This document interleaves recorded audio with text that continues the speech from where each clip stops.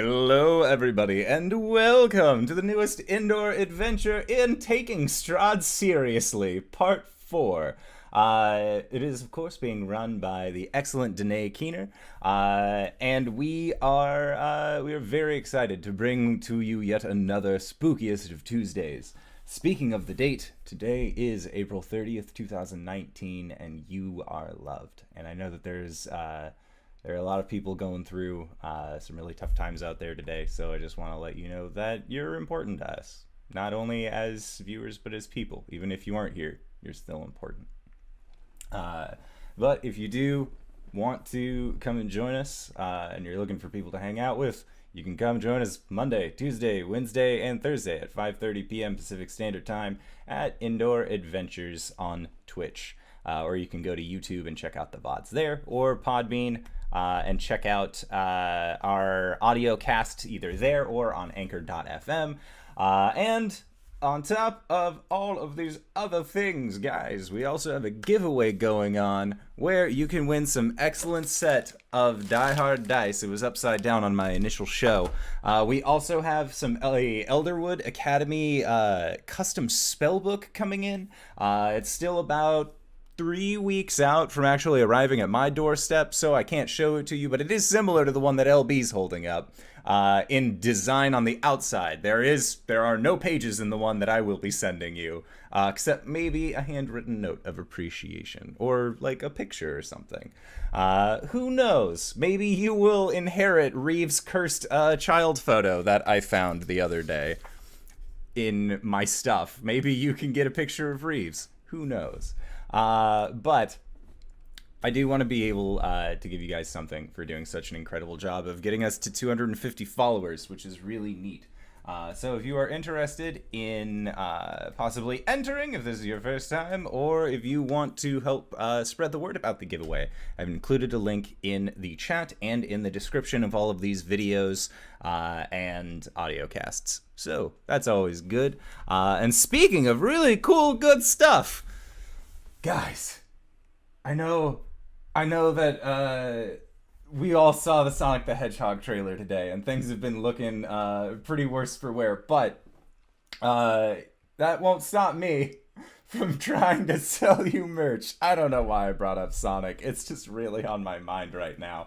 But we have awesome mugs, the bigger Battler mug that contain a good 15 ounces of liquid. You can pick yourself up some incredible merch that includes the Blake Scar tee or the Moon Maidens t-shirt that I'm talking through right now as I try and show it to people.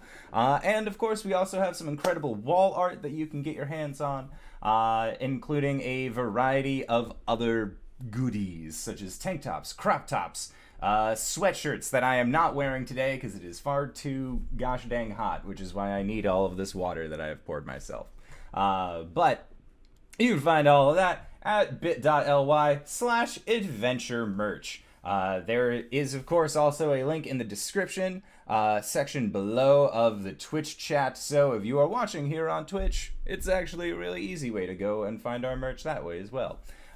So with that in mind, RJ, who are you playing tonight? Hey everybody, I'm RJ, and I'm playing Speedy, the Human Ranger. I'm LBHackEmUp, and I'm going to be playing Silme, the wizard, half-elf. I forgot. And hello everybody, I am the Indoor Adventurer, and tonight I'm going to be playing as Kefris, the Mongrel Folk Barbarian. And we are also going to be joined later by our dear friend Cyberwolf, but I don't know when he's going to show up, so don't worry, he's here, he's lurking. I know he's here. Now, Danae, take it away. And I'm Danae Keener. I'm going to be your DM for tonight. Let's get it started with the recap. Last time, the Malrezka siblings, their maid, and their guide entered the village of Barovia and met a kindred spirit in Ismark Kolyanovich. Through him, they became better acquainted with their enemy and the horrors of Barovia. They agreed to take his sister, Irina, to Vallaki, so she could be protected from Strahd, and together they buried their dead. However, the monstrous rage within Kefris was drawn out by an encounter with a vampire spawn in the basement of the church. To snap him out of it, Silme revealed a secret she's kept from her brother. She's practicing magic. Kefris, your sister's confession is still ringing in your ears. What do you do? Just wide-eyed, I look at you and just, what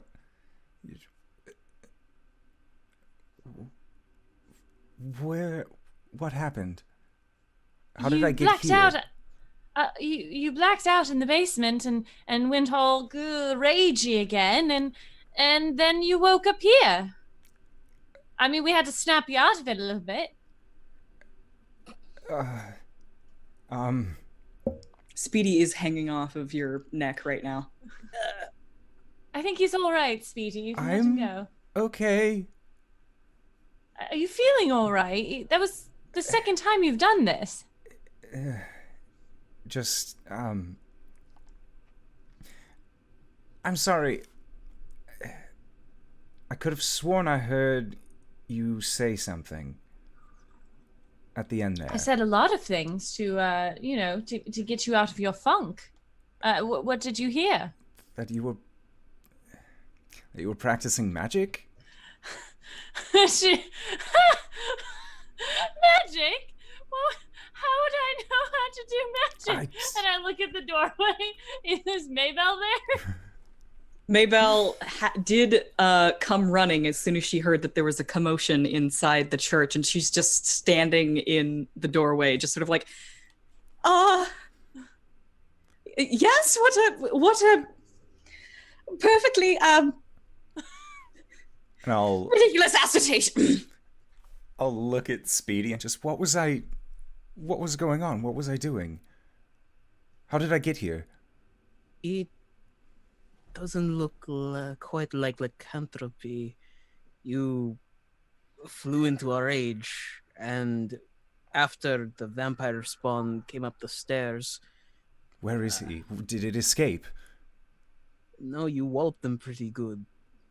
And Speedy takes a bolt out of his bolt case and walks over to the body and sticks it straight into the vampire's heart. And there is the desiccated corpse of a vampire lying amongst the rubble of a pew.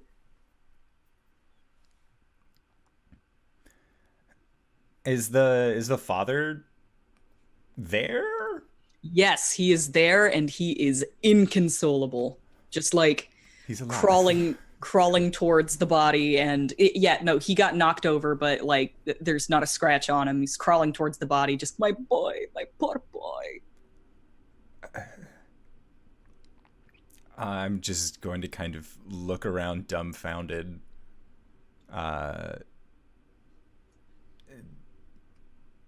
Go over and try and console the father as he's crawling towards his son. I don't know what to do. Silme looks at Maybell. Maybell looks at Silme. Dang it. Silme looks at Speedy. Speedy's picking up pieces of broken pew, and he's gathering like everything and walking outside with it to make like a pyre.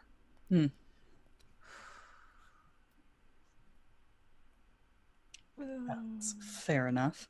As you walk outside with an armful of broken pew, you nearly run into something, a little dark shape in the doorway, and you hear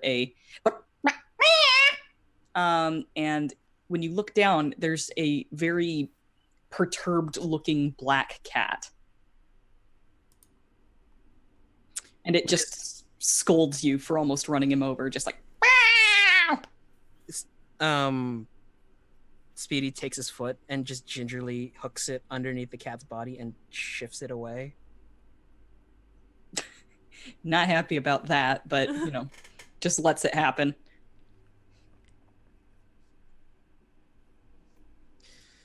I guess Ismark and Irina should be told. Ismark and Irina should be told what? Ah, there was a vampire spawn in the church. Oh. Is everything all right? Was anyone hurt? Emotionally, yes. And he looks back over at the group. I see. Well, I will see if there's anything I can do to help. And Ismark will boot scoot into there. And the cat will try to follow him in, but the door will shut in his face and it'll just...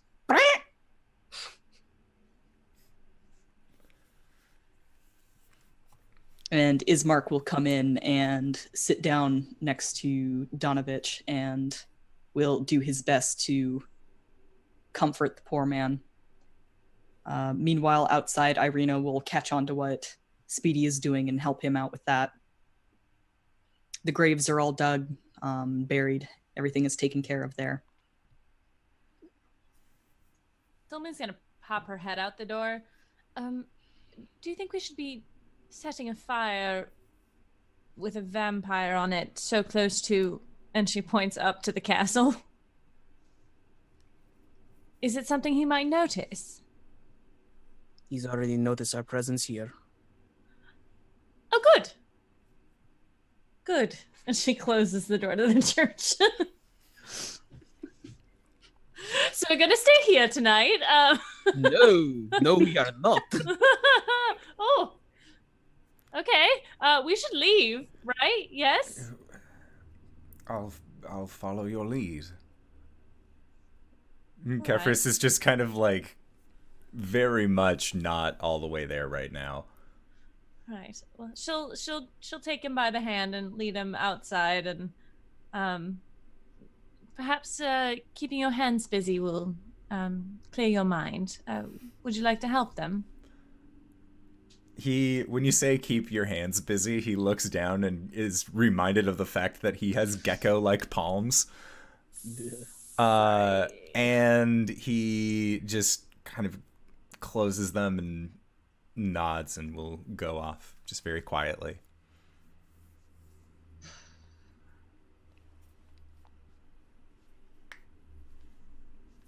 I will help with this whole fire shenanigan.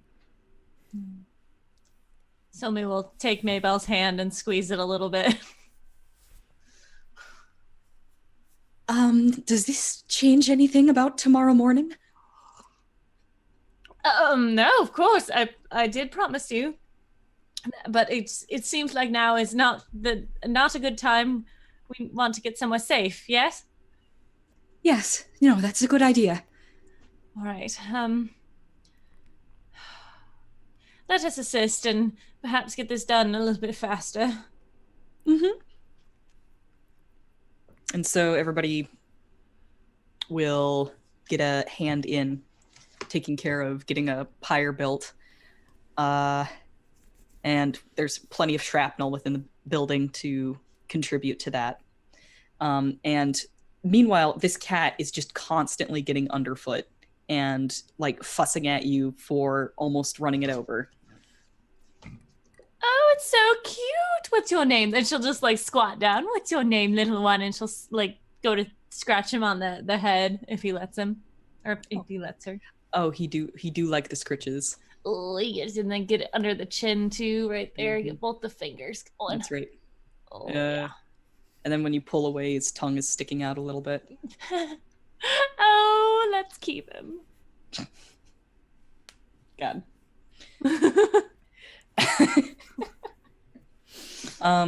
And so Ismark will approach and say, well, it is getting close to nighttime.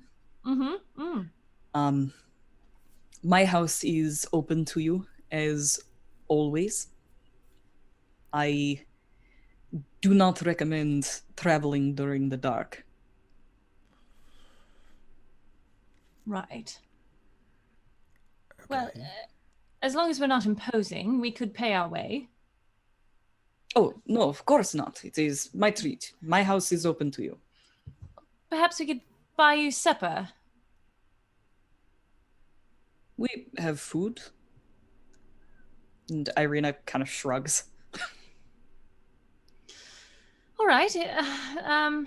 Speedy. And Irina will say to Ismark, have they seen Madame Eva yet? And Ismark's like, I hadn't considered that. And Irina's like, they should.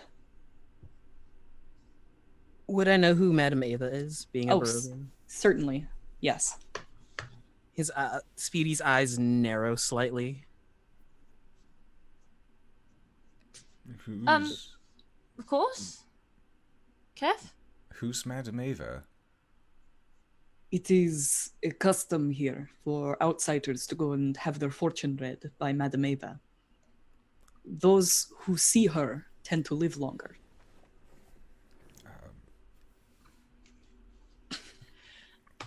I guess We we'll don't take- believe in such magic things. But if it will appease you as our host, brother. And he looks back at Vic's grave and then looks back at you and says, anything that'll help give us a better chance, I guess. She is usually very eager to see outsiders. If we have you with us, then she and her people, they may lodge us for the night. All right. Speedy, would you care to come? I am your guide, after all. Do you have any feelings on this, madam? I do not trust the Vistani as far as I can throw them. Right. But Madame Eva seems to be one of the good ones. All right, then. Shall we? Yes, let us run back to the house very quickly, grab some supplies, and make our way to the Vistani camp before nightfall. And we still have the carriage, correct? Mm-hmm. That's right. So y'all load up real quick and rush back to the house and are able to grab some supplies, some food, some clothes, and everybody will load up onto the carriage. What's our setup here going down the old Svalich road? Inside. Inside. Mark, can you drive a carriage? Of course. Speedy swings up to the roof and pulls out his crossbow. All right. Cool. Going to be... I'd say the carriage can seat like 6. It's people are kind of in each other's space, but you can fit up to 6 in there with a little squeezing. I'm going to be walking alongside the carriage again. That is totally not the point of a carriage. Trying to clear my head, yo. We need to go quickly. I can hop skip. Brother, please, will you just ride in here with me? It would make me feel a lot better. And he'll nod and go in. Thank you. And then Strahd. That's not her name. Irina? Irina. I don't know where Strahd came. Oh. Waterdeep. Okay. Yeah. It's Tuesday night. Irina, is she gonna be in there with us? Certainly. Yep. It'll be Irina, Maybell, and the Malrezka siblings, and then Ismark and Speedy in the front. All right. Cool. And as you guys are loading up the carriage, like you will, like the first person to open the carriage will find the cat in there, and he'll like turn around and just be like, meh! Like, do you mind? Oh, he wants us to adopt him. Okay, cool. She goes in and then she like puts him on her lap. Just pets. Oh, he likes that. Yes. Just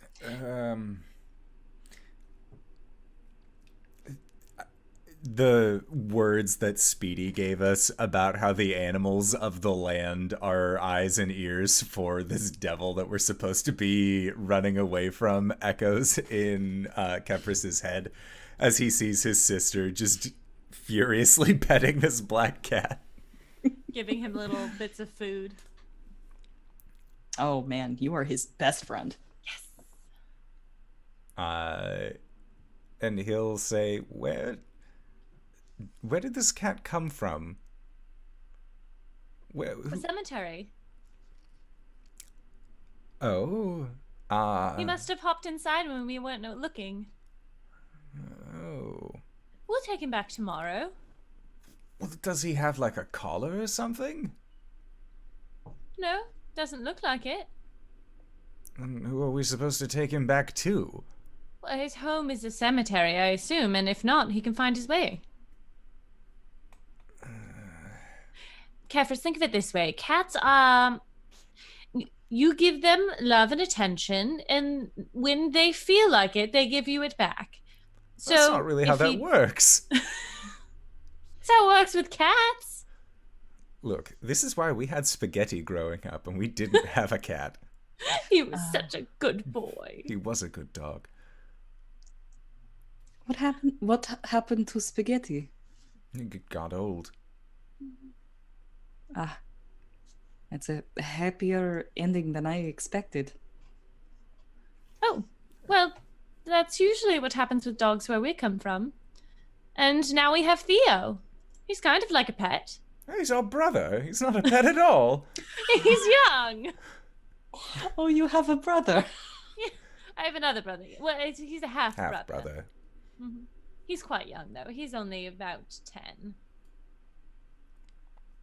Blood means not much to me, Irina says, looking wistfully out the window. All right. I love your outfit. And so he just starts on the polite conversation track. And partway through this trip, Irina will take off her jacket, and she's obviously getting warm sitting in the carriage. I listened to too many Tokyo Drift songs. Well, all of the comments on those YouTube videos were about drifting in a car and stuff, and I was all like, "Yay, driving!"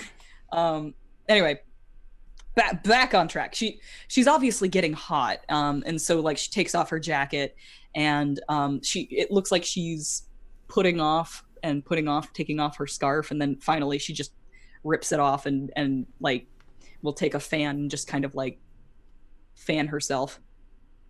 And you can see 2 perfectly formed fang marks on the side of her neck.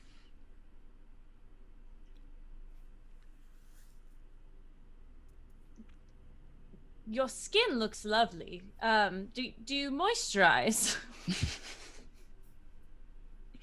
It's all right. You can point it out. It's obvious. Well, I mean, it's just that the light is glistening off your skin. So, the marks. What are those from? Strahd. He bit you. Oh, right. He bit you. Do you want to hear the story?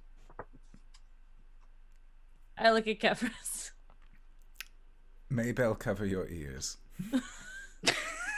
She already has already has her hands up over her ears, and she just nods. A few weeks ago, I met a woman in the tavern, and she told me she was an outsider. She told me that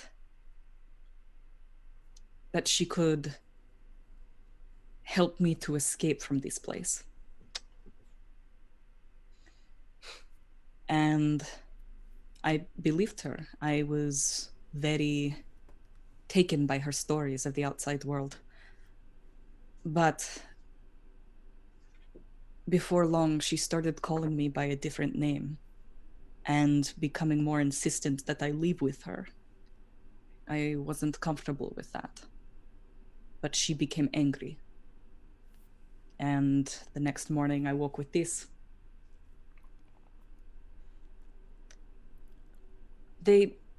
People of this land believe that the devil that haunts us is a count. But I can tell you, Strahd von Zarovich is a Contessa. Oh.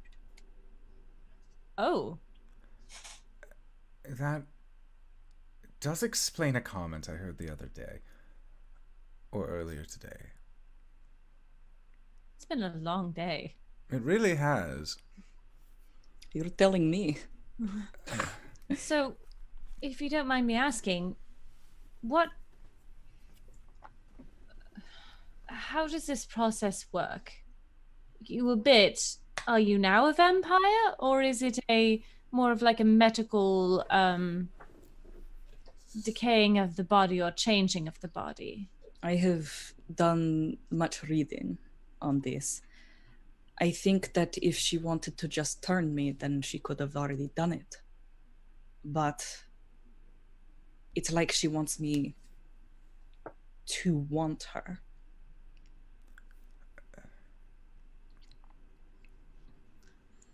Everyone wants to be wanted, I guess. Even monsters. Do you feel her draw? No. Oh, good. How does it happen? Do you start blacking out, not remembering things? Or are you conscious and you feel yourself being willed somewhere? What's it like? What's it for you? Maybe that can help us. What do you mean exactly? Well, have you been visited or called upon by this devil? By this Contessa? Usually I can see her first. And then no more. So blackouts. She nods. And at that, Kefris also just kind of gets a forlorn stare for a brief moment, as it sounds vaguely familiar to him based on what has been happening to him earlier. He doesn't know otherwise. Mm-hmm. And says, the next time you rest, make sure you're with others. So that way, if you do end up seeing this figure and you lose sense of yourself, we'll be able to at least be there to stop you or stop her. One way or the other. Of course. And she will kind of like fold her fan and then wrap that scarf back around her neck. And Speedy, you can definitely hear this conversation from the front. You'd think that these carriages would be like built a little bit more like with like thicker walls, or like, you know, at least like a pane of glass in that little window between the driver and the passengers. But you can definitely hear every word of this conversation. Your sister is marked? Yes.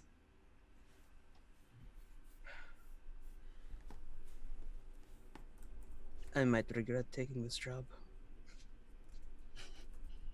Let us hope you do not. And yeah, he spurs the horses on until eventually you come to a fork in the road, and without pause, Ismark just leads the horses down off the offshoot of the old Svalich road down into the it goes downhill a little ways off into the woods, and the road twists and turns a little bit until finally you can hear first the sound of music and laughter, and then the sound of water as you approach what seems to be a rushing river. And the road gradually disappears and is replaced by a twisted, muddy path through the trees. Deep ruts in the earth are evidence of the comings and goings of wagons. The canopy of mist and branches suddenly gives way to black clouds boiling far above. There is a clearing here, next to a river that widens to form a small lake several 100 feet across. 5 colorful round tents, each 10 feet in diameter, are pitched outside a ring of 4 barrel-topped wagons. A much larger tent stands near the shore of the lake, its sagging form lit from within. Near this tent, 8 unbridled horses drink from the river. The mournful strains of an accordion clash with the singing of several brightly clad figures around the bonfire. A footpath continues beyond this encampment, meandering north between the river and the forest's edge. And as you become visible, several of these figures will turn around and just like put their arms up and just be like, "Yay! Visitors!" And then they like come rushing up and will take your horses by the bridle, and someone will open the door of the carriage very theatrically and just like bow to the people coming in, and it's all very showy and sing-songy as they all just kind of rush around like a bunch of teenagers at a car wash. You ever had that experience before? Yes. You just get flocked like seagulls. Silme looks very uncomfortable. Yep, she gets a flask of wine pressed into her hand. Oh no, I'm good, thank you. I appreciate your hospitality. Just hand it off to Maybelle. Yeah. Who hand it off to Speedy. Speedy takes a drink. It's not poisoned. Maybelle, she's keeping Maybelle close to her, and she is like linked arms with her brother. Mm-hmm. That's As fair. Speedy walks past them, he goes, "You should watch out for the children. They're the ones who normally take the coin purses." She grabs her coin purse, turns into her brother, and like stuffs it down her cleavage. And like the music will start up again, and several of them will start dancing, and they will keep on coming back, trying to get you to come and dance with them. Oh no, Silme will not partake. Brother, the gypsies. The who? They're gypsies. I don't. That's not a. We don't use that word for those people. Oh, apologies. Yeah. I don't know what really that means, but they seem nice. You know? He has a wineskin that's been pressed into his hand. And he says, I don't know, they're the happiest lot that we've seen since we've got here. Yes, they'll probably... Go ahead. Speedy still doesn't seem like he's enjoying himself, even with all of this revelry. When we asked how he felt about something, he gave us a very logistical answer. I'm starting to worry about that soul thing that was brought up. Yes, but he got something for us. He was thinking about our needs. He was, but that's a survival. He's a hunter. We met him as he was hunting wolves.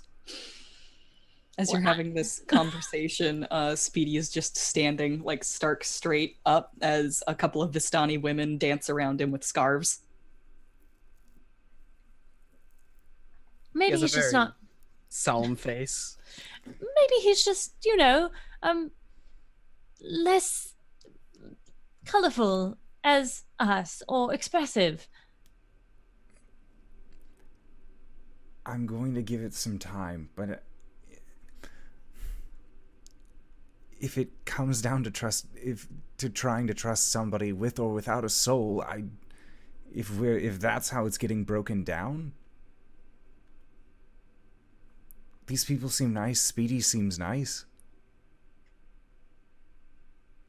He's not going to, like, just kill us for no reason, I don't though. know this place.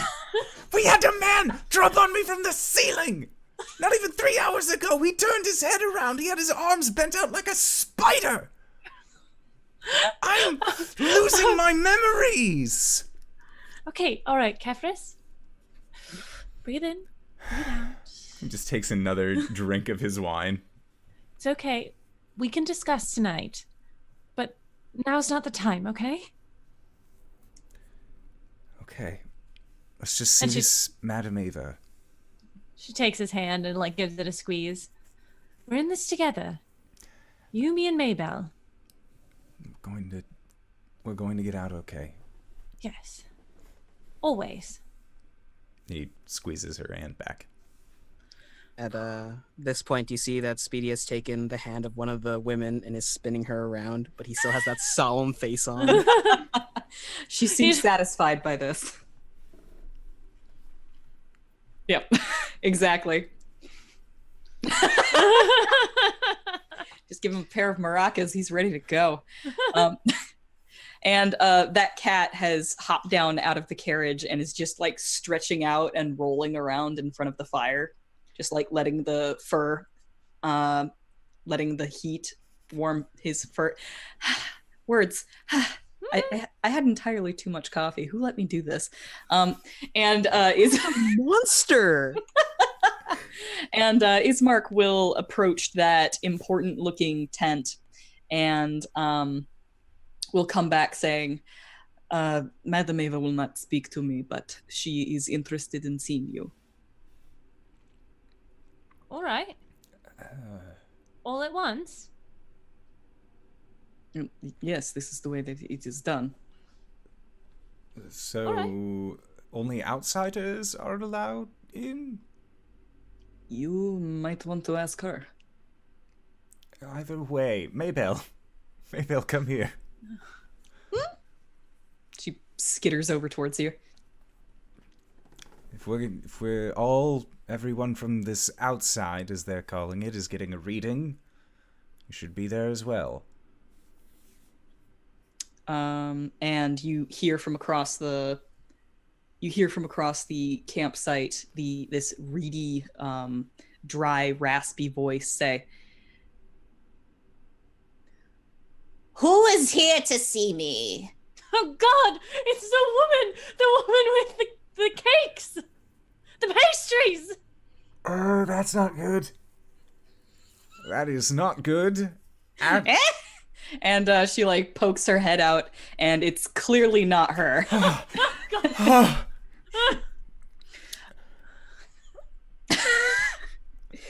This could have been a lot worse. I'm Kefris. This is my sister Silme. Hello. This is our lovely retainer Maybelle. I see. Oh, and you brought Bartholomew as well. Who? And The cat? she's definitely looking at Speedy. Oh, you mean Speedy? Eh? Well, that's what we've been calling him. He's very quick. It's a weird thing to call him, He wouldn't offer considering us his he name. has a name. He wouldn't tell It's us. Bartholomew. All right. Well, if he does not wish us to call him Bartholomew, I think that we should respect his wishes. Can he hear us? Yeah, no, everybody's just talking about him right in front of him. Hello, madam. Your name is Hello, Bart. Bartholomew? Lovely name. It's regal. How's the family? They're fine. My Good. father's back is giving out every now and again, but hey, old age. Oh, well, I know someone who'd be willing to sell him a remedy. Thank you for the kind offer, but Vistani. Trust. Not to be rude. It's rude, but...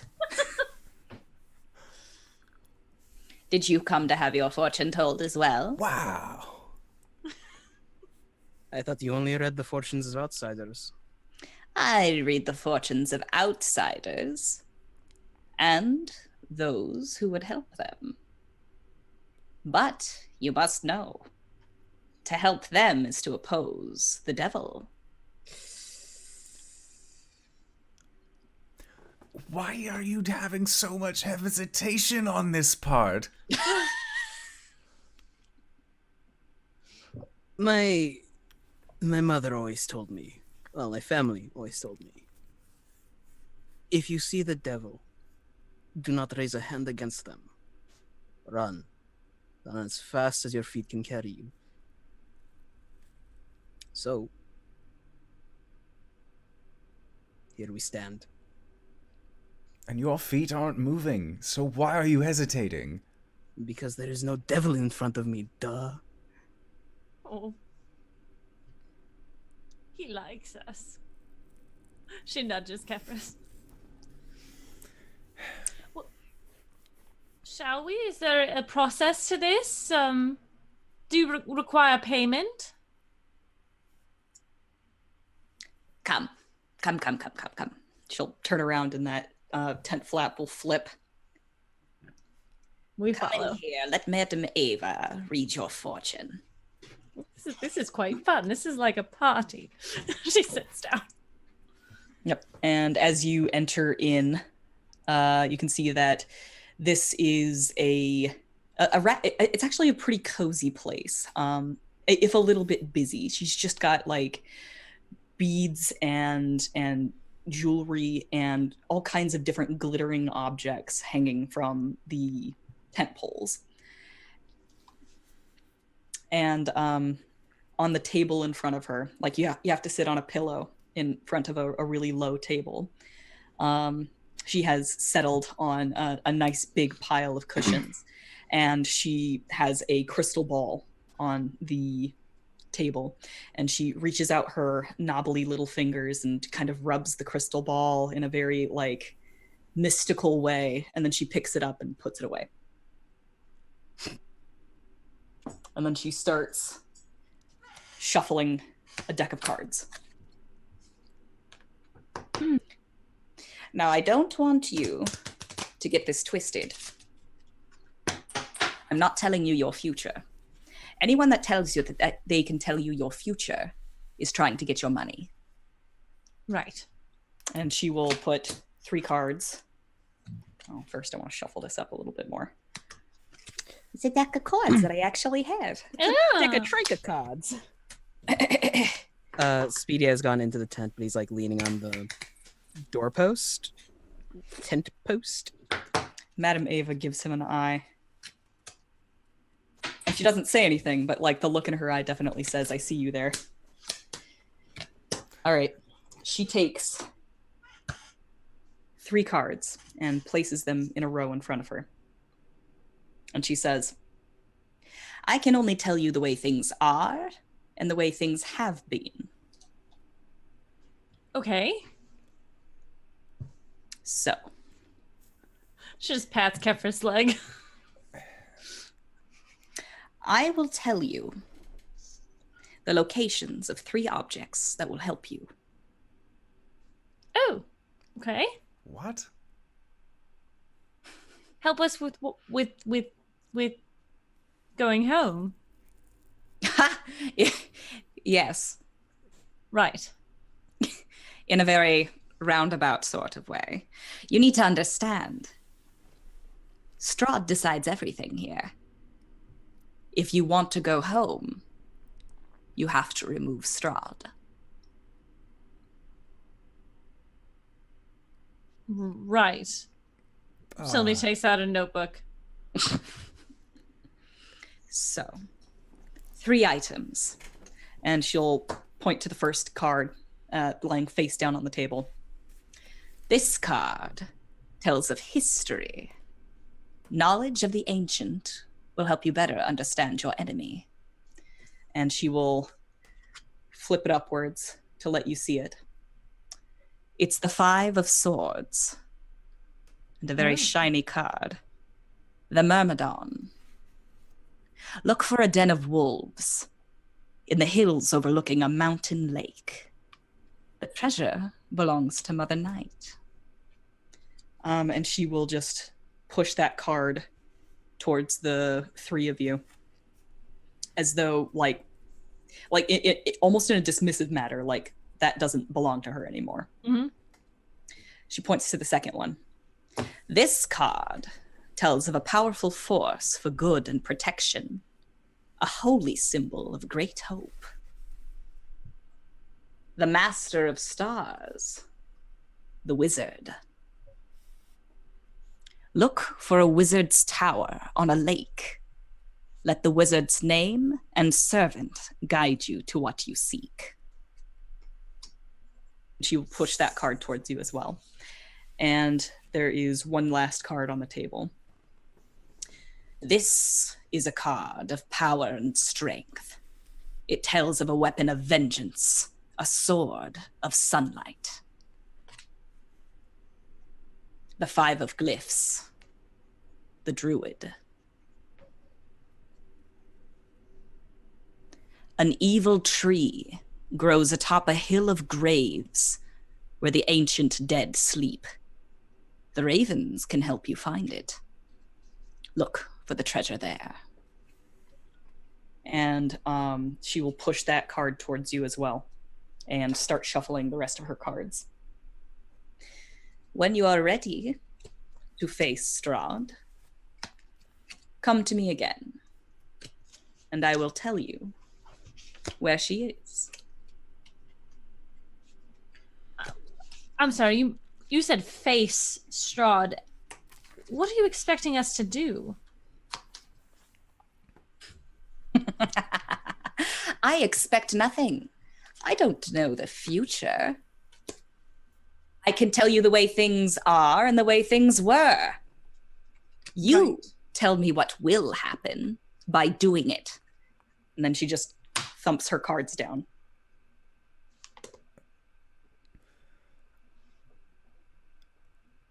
I don't believe you.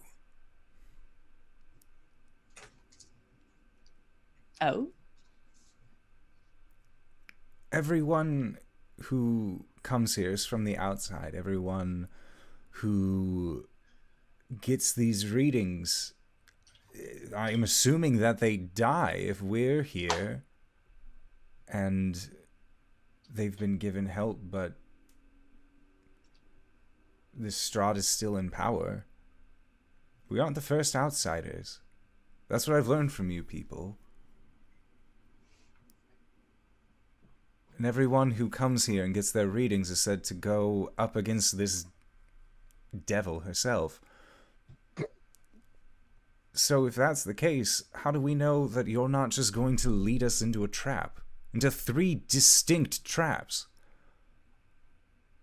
Why would I need 3 traps? Because why else are you alive? Why would you go into 3 traps after learning that the first 2 were traps? This makes no sense. Your magic makes no sense. And that's a fact. I see. My son, you do not distrust me, you distrust magic. And all those who use it to their own ends. What if I told you that my magic comes from a god? Then I'd ask for you to prove it. And you're not she just some will arcane trickster. pull a curtain aside, and you will see a glittering shrine. And I need you to make a religion check. My religion check is modified 20. Okay. This is an ancient goddess that is the counterpart to Lathander, the Morning Lord. And she has kind of she's fallen by the wayside in modern worship. But it seems that worship of her is alive and well, at least in this tent. And this is a shrine to the Night Mother. Who is... And she will lean in after letting you admire the glittering dark metal that makes the holy symbols that just sort of coat the back wall of her tent. And she says, I have sacrificed more than you will ever know to receive the power I have from the Night Mother. And believe me or not, it does not make the power any less real. And he'll just look at it. Just continue to look. He doesn't know what else to do. But just try and take in this shrine. Because one of the other cards that she had said was that we needed to go to a temple of Mother Night. Mm-hmm. So I want to be able to recognize these symbols the next time we see them. It's not a bad idea. And she will take those 3 cards off the table and push them towards you guys. Just like, take them. That fate is yours now. Silme will accept them. Is there anything else you can guide us with? Perhaps decisions we need to make soon? Since you know the now. Now there is a friend. Near. You have a common enemy.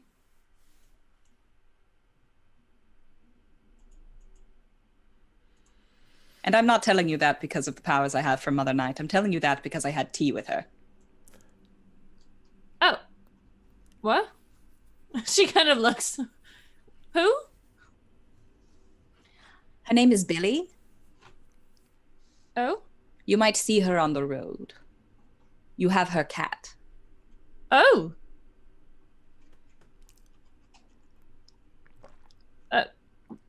What's her cat's name? Just because I don't know. And Lord Dickhead. Lord Dickhead. Oh. She looks a little disappointed.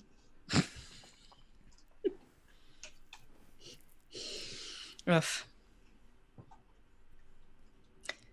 And almost as though he's been summoned, you can hear him muffled outside the tent going, Frankie, do your job. I actually fed him late tonight so that he would cry. Oh.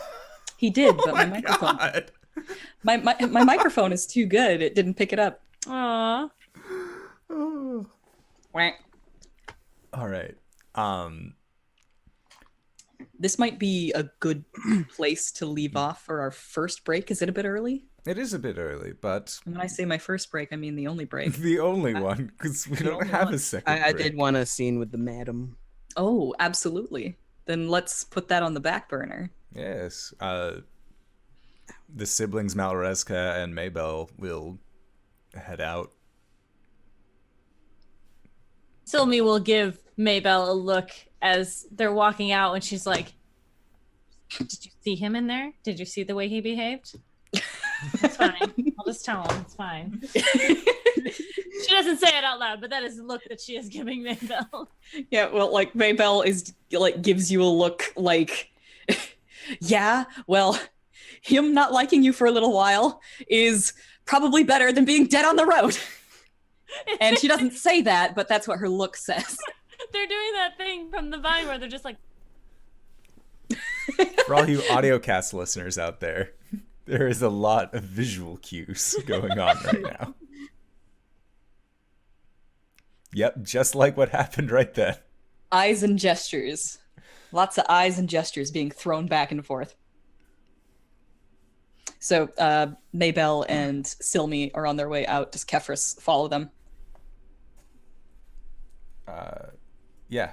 No, And who takes the cards? My sister said that she would. Okay. Bartholomew, you are alone in a tent with Madame Ava. He has his hands crossed over his chest, and he takes a step out from the tent entrance. Mm-hmm. And what about me? What about you? What's my part in all this? I've told you, as I've told them, I cannot tell the future. Only you can decide what your part in this is.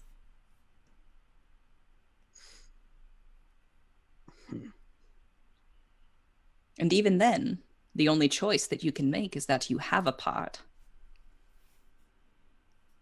And mark my words, that is a very important choice.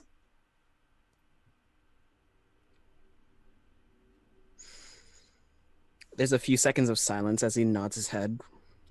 He turns around and walks out. Say hello to the parents. I will. And you can hear the sound of her shuffling her cards. And you go back outside, and there is still more celebration around the campfire. And stories are told, music is played, dances are had. Irina and Ismark sit kind of uncomfortably, like side by side on a log, as I imagine a mirror image of them is Kefris and Silme sitting on another log side by side, uncomfortably. Only there's a Maybell as well. Just hanging out. Just hanging out. And eventually you will be escorted to tents and such, where you can rest your heads for the night. And the music goes on late into the night until one by one the Vistani will pass out drunkenly. And you finally have peace. And that is where we will go for our break for the night. Okie dokie. I would like to say thank you, Danae, for running this. This is excellent. I'm having an absolute blast with this here Curse of Strahd. To all of you who are new to stopping by to the show, and all of you who return, normally we say we're going into our first break, but we're trying to break that habit and just go into a singular solitary break, because there was only ever one to begin with, so numbering them made no sense. But with that in mind, we are going to be going for a 5 to 10 minute break, so don't go no place unless it is to grab a food, grab a drink, grab a friend, or go to bit.ly/adventure merch to pick up some awesome merch from the store, or possibly enter the giveaway that we're having, where you can win some cool dice or an awesome spellbook from Elderwood Academy. It's going to be really sweet. I'm looking forward to it arriving in the mail, so that way I can take pictures and show people and then send it to the person who won it, which we will be drawing prizes for next Monday. So enter now while there's still a chance, because it's some really good stuff. With that in mind, we are going to try and be back shortly, so don't go no place, and we will see you guys soon. All right, everybody. Bye-bye. Welcome back, everybody. Last we left off, we were sitting on logs across from each other, getting ready to lay down for a long night at a Vistani camp. And then I think it goes off without a hitch. And then you do that. You go to bed. There's blankets and cushions, and it's very comfy, but it's kind of haphazard, like, oh, you're sleeping on the floor, but there's enough pillows between you and the ground that it doesn't matter. If Kefris wakes up at any point during the night, he sees that Speedy's just sitting against like the tent wall, and he's like staring at Kefris. Why? That's right. He's keeping watch one, I but rolled also a like nat 1. I sleep like a log, or other way, depends on whatever the DM thinks is funnier as the fail. you just you hear a voice in the night. Go back to sleep, Elder Malaraska. Oh, amazing. Okay. I imagine everybody sleeps in the same tent, because we discussed this, that Irina should be with someone. Yeah. Yeah. Slumber party. Yeah. If only in real life we had slumber parties to ward off vampires. We can. We could. For Gen Gen Con. Con. Hey. Great. I'll bring the scarf. So morning rolls around, or as least as morning as it can get here in Barovia. There is not so much sun as there is light. So when you awaken when there is light. And the Vistani are, like less chipper than they were last night because a lot of them are hungover, but they make a great big huge breakfast and everybody gets to have a delicious bacon and eggs. And this is actually very interesting to you, Speedy, because like everything that they have is stuff from the outside. So like that wine that you partook in last night was a completely different brand than you're used to. You only ever get wine from one place in Barovia. Yep. So like you got to try something new last night, which was interesting. And at breakfast, Maybelle is stiffly staring at Silme. Yes. She just gives an eyebrow. What? Now is not the time.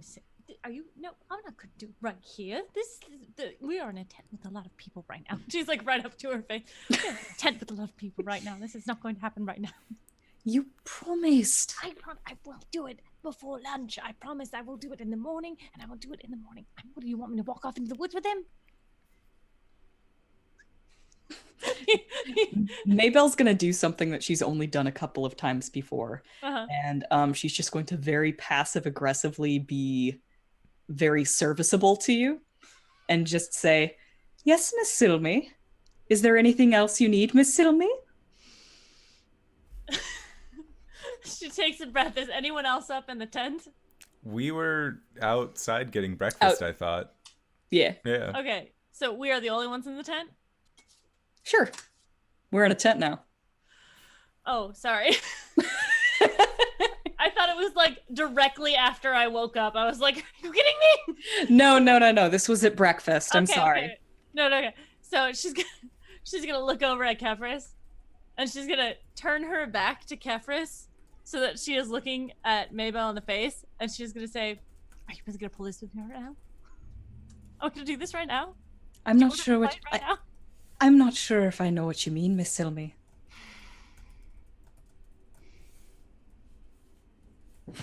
She turns. Kefris! You will just kind of look over. Still like mouthful of eggs and bacon. This is really good. When you're finished with your breakfast, I'd like to have a word with you, please. Mm-hmm. She's gonna turn back to Maybelle. You've got to be there with me, all right? I need you with me when this happens. Of course, Miss Silme. Oh, God. She's just like stopped eating her food and she's in a harumph. Yeah. Kerfuffle. A kerfuffle, if you will. Finish eating my food. Maybe get like a little bit of seconds if it's offered. Just keep eating, and then after that, then go up to my sister, and I'll kind of point at her plate and be like, "Well, we have a pretty big day ahead of us, so you should probably finish the rest of that." She looks at it. She like opens her mouth, and then she looks at Maybelle. I'll be fine. Would you mind wrapping this up for me, Maybelle? Of course, Miss Silme. And she'll take that and start wrapping it in a nice little basket. Kefris, may I need to speak with you, perhaps away from the group, behind the cart? Of course. You can always talk to me about anything. hate you so much, Indoor. Do not stray too far. No, we'll just be over here. I'm sure within shouting distance. She's gonna walk Kefris. Shouting distance. She's gonna just So. Do you indicate that Maybelle should follow, or is this a? Yes, but keep her like she wants her there for emotional support, not like right behind her, just like maybe behind Kefra so she can like make eye contact with her.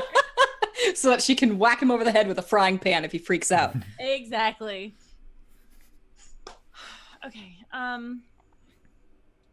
So, seems we're going to be stuck here for a while. And, you know, when you went away to study,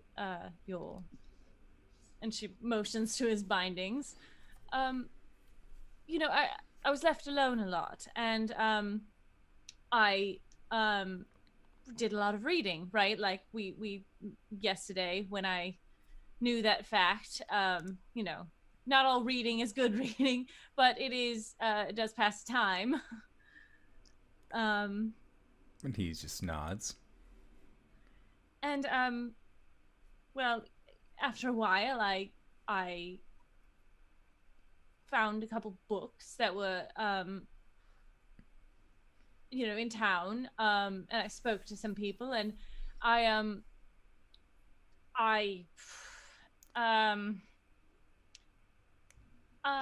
started to practice the things that were in the books.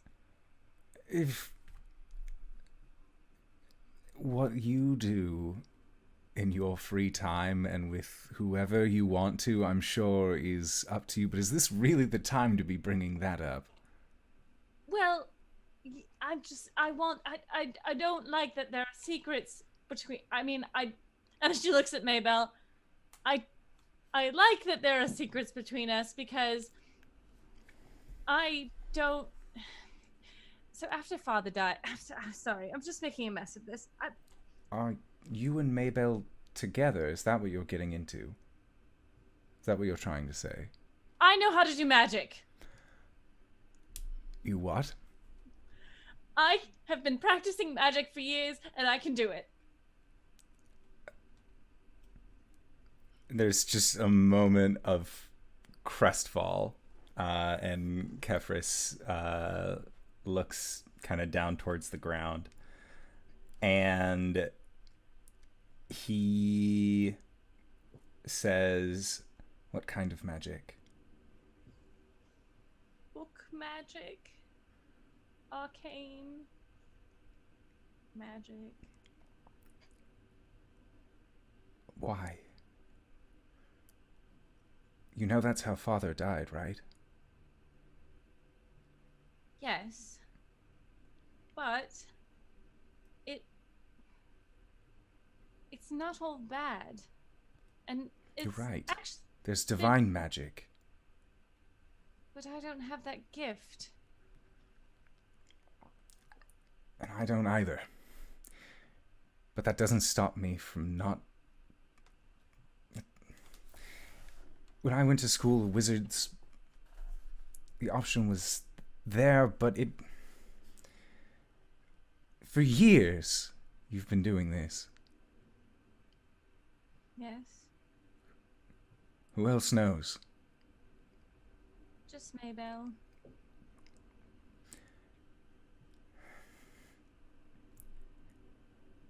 And Speedy now. He seems to be learning a lot.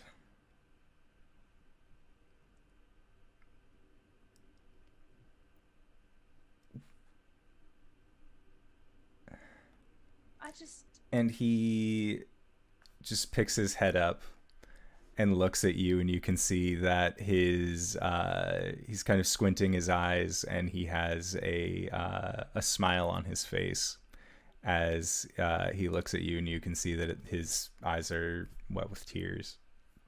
That he's not trying to really hold back, but he's not trying to like wipe them away at all. And he says, maybe it's a blessing, like Madame Ava.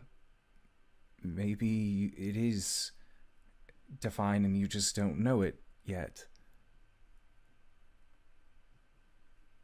Maybe. What can you do? Well, a lot of things. Most of it is ice manipulation, and I can mend things and clean things, and she'll kind of use prestidigitation to clean up her shoes a little bit.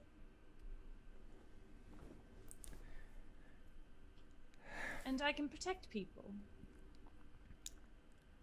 And myself. He and nods. It's not bad. It, in a way, brought us Maybell. What? Just in a roundabout way. It's a long story. Maybell from behind.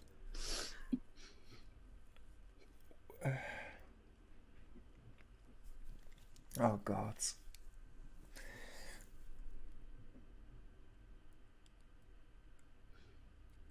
I don't know what to say to you right now. I'm going to go back to the camp. I'm going to enjoy the fire while we still have it. And I am going to ask Irina and Ismark if there's anything that they need for me to do. Okay. I love you, sister. Even if you cast magic, you're still my sister and you're still family.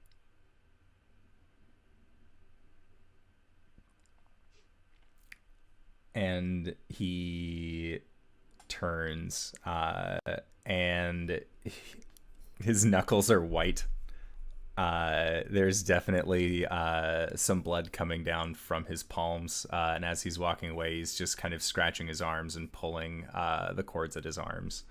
But there is not as much feeling on his arms from when he pulls the cords, mostly because of like the scratching sensation really has just kind of overpowered any of the tension, any of the kind of pressure that he would be getting from the ropes.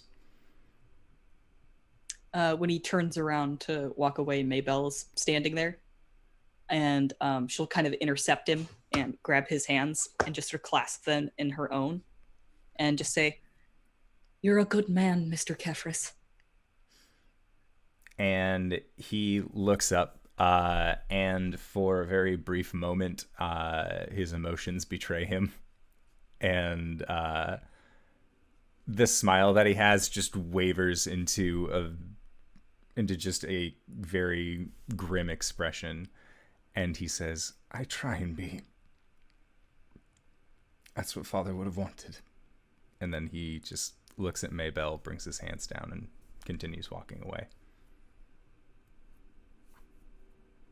And then Maybell and Silme are going to have a moment alone, I think. There would be blood on her hands, on Maybell from holding mine. Just a quick handkerchief. Yeah. All right. So, the groups is pretty somber as they load up the cart and get ready to leave this morning. And Irina can definitely feel the tension in the air. Do we have the same setup as last time, or is Kefris going to... find an excuse to be somewhere else. I will be up on the front of the cart. We have established that 2 people can ride there, so if Speedy wanted to be on the roof again... Is Ismark joining us? Because we're going to Vallaki now. Ismark is going to leave. Oh. Well, then I will be up front driving the damn thing. Yeah, he will say, Suppose. I'm terribly sorry, but I have to go back. I have to go and help my people. This is where I leave you. We will see your sister to Vallaki. Thank you. And he will bow his head towards you and will press some coin into your hand. I'll say 200 Electrum.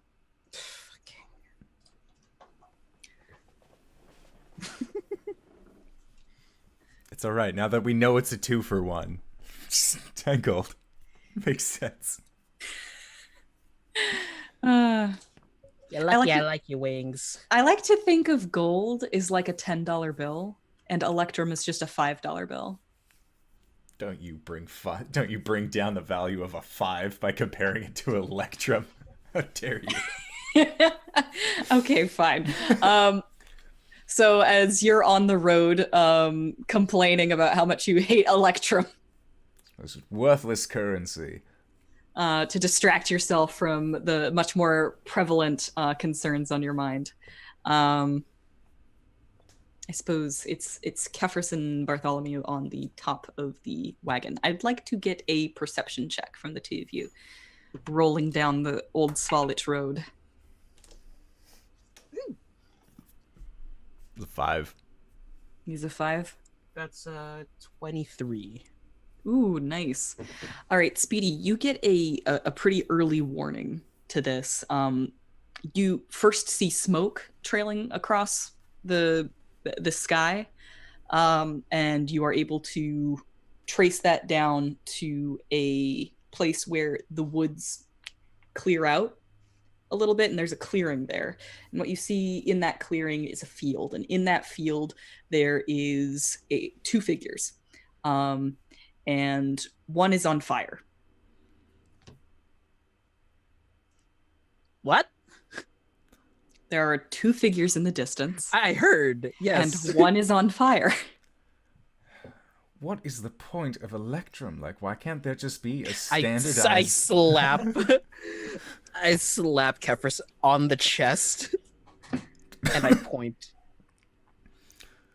9 hells! And I'll try and rear the horse so that way we're not going towards these figures. Yep. You're a fair ways off, but it looks like the burning figure is a lot taller than the other figure.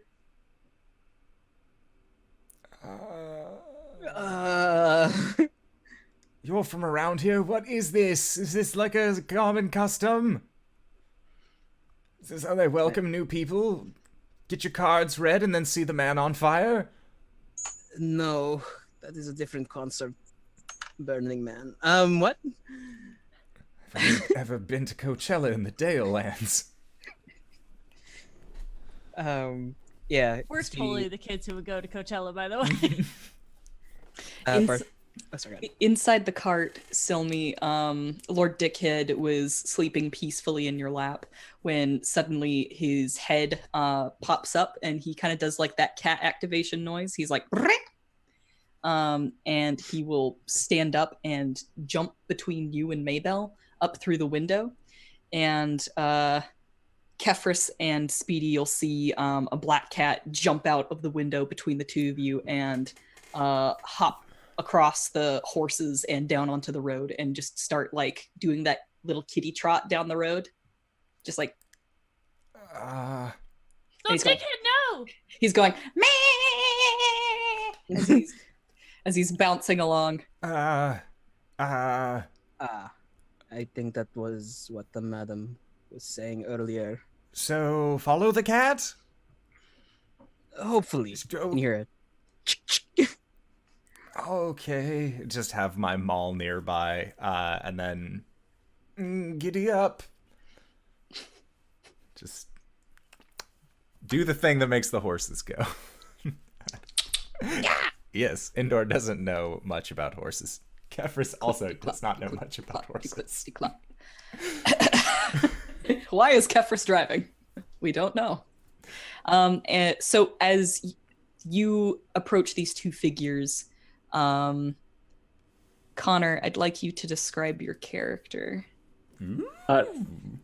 So, as you get closer to this burning figure, you see that the other figure that's standing close is just like draped in like this. Well, sort of like what everybody who is not listening to the autocast, sorry guys, is seeing right now. It's just like some little goth glasses, a oversized hood, like a little choker and like little bits hanging off of it. But as this female figure sort of like turns in your direction as you approach, you can see just like a whole bunch of wrinkles. Like this is obviously way too old of a woman to be dressing like this, or committing arson. But yeah, she's just standing illuminated by the flames of this burning scarecrow. And you see Lord Dickhead just like creep a little bit closer to her, and you hear, "Oh my goodness, thank you so much, Lord Dickhead." Oh, hello, travelers. Yes, hello. Silme's head peeks out from the inside the car. Oh my god, she sounds like Nana.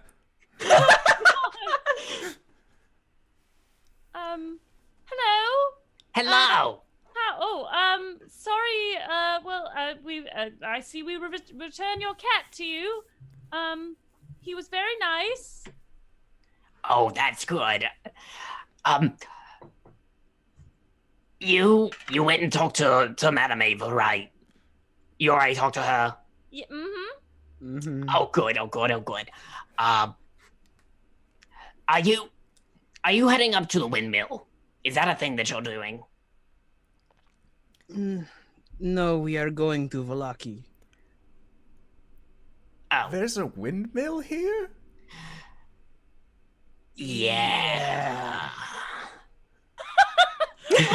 Why did you say it like that? I don't like that. I instantly don't like the way this is going. Well, let me ask you this, darling. You're coming from over there, so y'all came in the Barovian way, right? Yes. Over up down the Svalich Road. Aye. Yes. Did you happen to see, let's say, someone of like my disposition, say an older woman? Yes. And how was she? How was your interaction with her? She was rather rude and stealing children. Well, not stealing them. Apparently, the people owed her a sizable amount, which my sister then knew the price of, and Well, yeah, a kid goes for 100 gold pieces. 1,000. 1,000 gold pieces. why does everyone know this? I've been doing this wrong. Mabel! Mabel, how much? I'm sorry. My name is Silme, and you are? Oh, my name's Billie. Billie Greywillow. Nice to meet you, dear. Silme. Pleasure, Silme. darling. And you, Kefris? Kefris. Lovely to meet you, boy. And Likewise. Speedy. do I know your grandmother? You might. You're Bartholomew. Okay. Well, it's good to see you again, dear. Hello, Billie. All the grandmas in Barovia know who Bartholomew is. All old women know each other. I don't know. It's just something old women say. It's a small valley. You needed to go to a windmill. Oh, well, yeah, you see, that old woman, Well, yeah, well, she's still taking kids, right? No. Oh, I'm having a weird disassociation. Are you meaning the old woman that we saw being Madame Ava, who also knows you, or are you talking about the old woman that we saw that was selling pies to people? wait, selling pies. Well, cakes. Pastry. Pastries of some sort. That was my fucking idea. Yes, that one.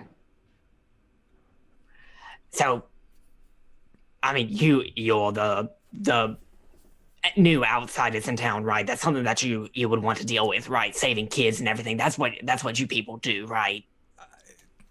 Typically, I've worked at a church. I didn't work.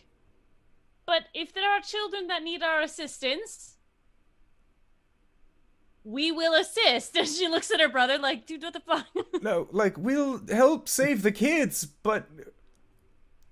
Why? What does the windmill have to do with this? Well, that's where she lives. That's where she's taking them. That's where she's turning them into the pies. I'm sorry. What? She is cooking the children. She offered me one. She was going to feed me a child. And those people ate a dead child off the ground. Right, and that's something that you want to deal with, right? Immediately, yes! What are we doing here? As she actually pulls out a mug of tea that says "not blood" on it.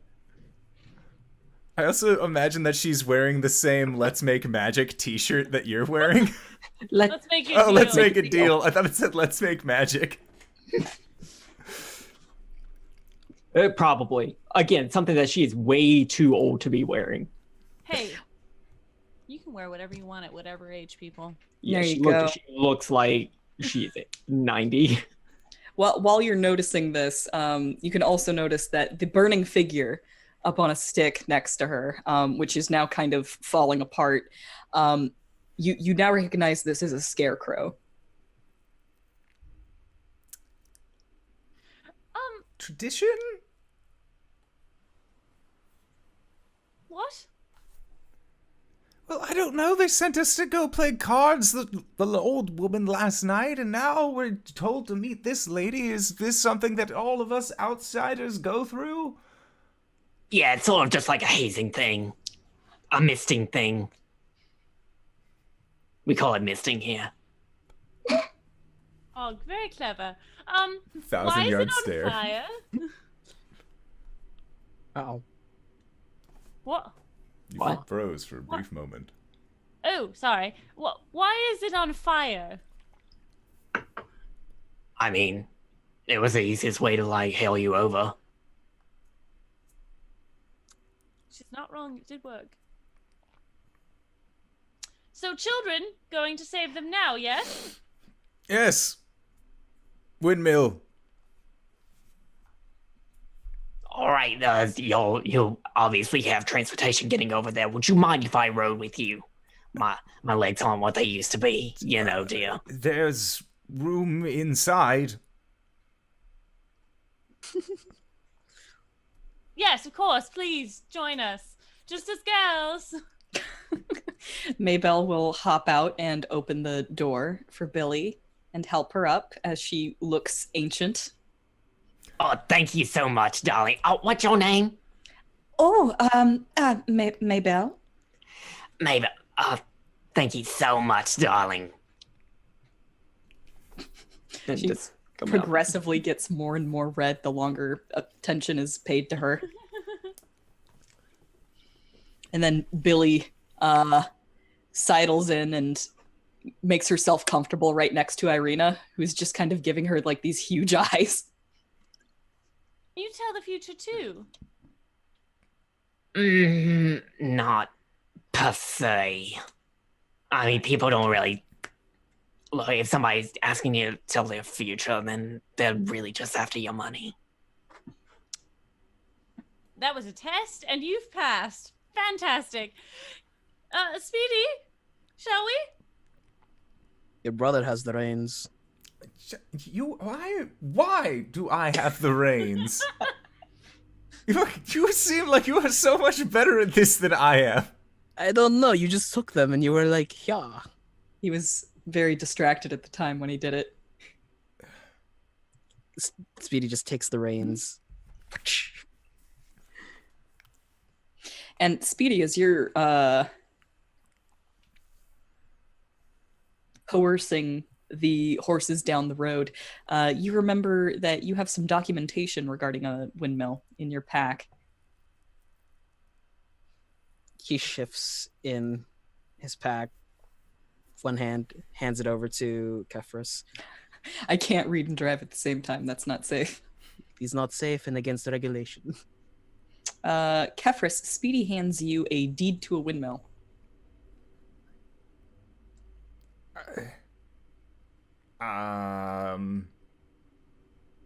Is this your windmill?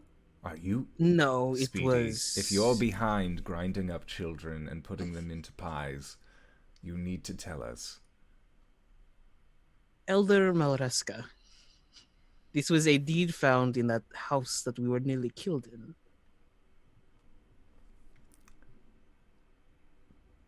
Why didn't you It bring has this up been- earlier? It really wasn't on my mind, given that there is a vampire after us. We are You could escorting have Miss sold this Irina. in town. To whom? I don't know. There was a guy who had gold and not whatever it is, the kind of currency that they use here. It feels like electrum pieces. Would I know where old Bonegrinder is? Oh, of course. Yes, it is it's a landmark between Vallaki and Barovia. Like you see it every time you see it going between Vallaki and Barovia, you think, yes, halfway there. Halfway there. Halfway there. I say I'm already halfway there.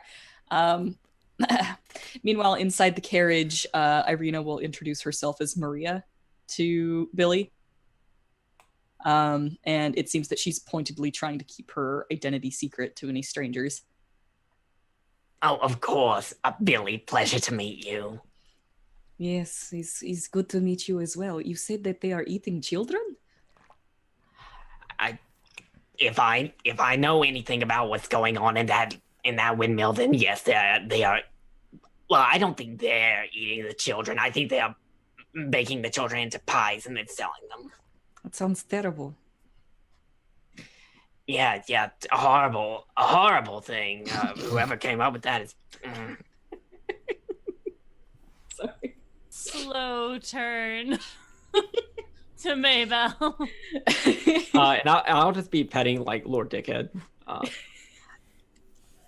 Oh, you did so good, sweetie. Now tell me everything about what happened. Talking to Lord Dickhead. Mhm. He talks back. He's just like just back and forth with you constantly. He likes getting scritched like right at the base of his tail, and then he like throws his head back and waves it back and forth like Stevie Wonder. Yeah, I keep giving him scritches. Yeah. And before long, you see a windmill appear on the horizon.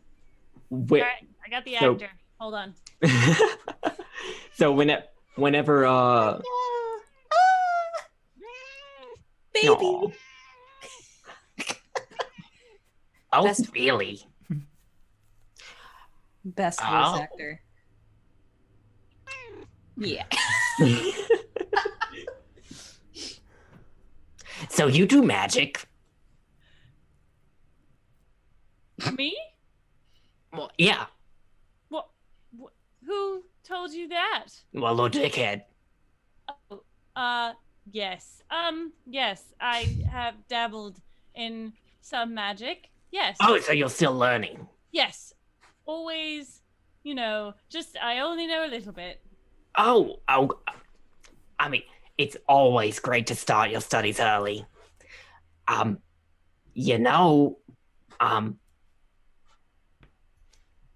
If you were looking for like a teacher or something, then like I know a bit. We could sort of like, have a little book club, form a coven, something like that. Oh, And she like looks to the window that's right next to her head, and then she's gonna lean over all the way. Just something to think about, dear. And Can she, I like, hear this conversation? Of course. Bartholomew just goes, Billie. Oh, yes, Bartholomew? Don't try to recruit people into your coven while I'm still around. Why do you want to be part of it? I cannot do that kind of magic. Right, that's why I wasn't asking you. Come on, what do you want from me? Never mind. Say it, spit it out. What is it exactly? No, never mind. I'm driving. No, but like seriously, 2 electrum for 1 gold. The conversion rate is just absolute nonsense.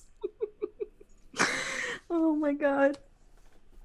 Oh, my face hurts. Okay. You see a windmill rise up over the horizon. It stands proudly atop a hill, about as proudly as a rundown mill can. It's got the 4 fan blades coming off of it, but they have long since just rotted and frayed away, and all that's left is just the skeletal frame of each fan blade on the windmill. And there is a door at the bottom, and there are a few windows going up, and there is a windmill. I welcome you to Old Bonegrinder. Okay, did you name it that, or was that its name before? That is what the residents call it. Fitting. Terrible, but fitting. Front door?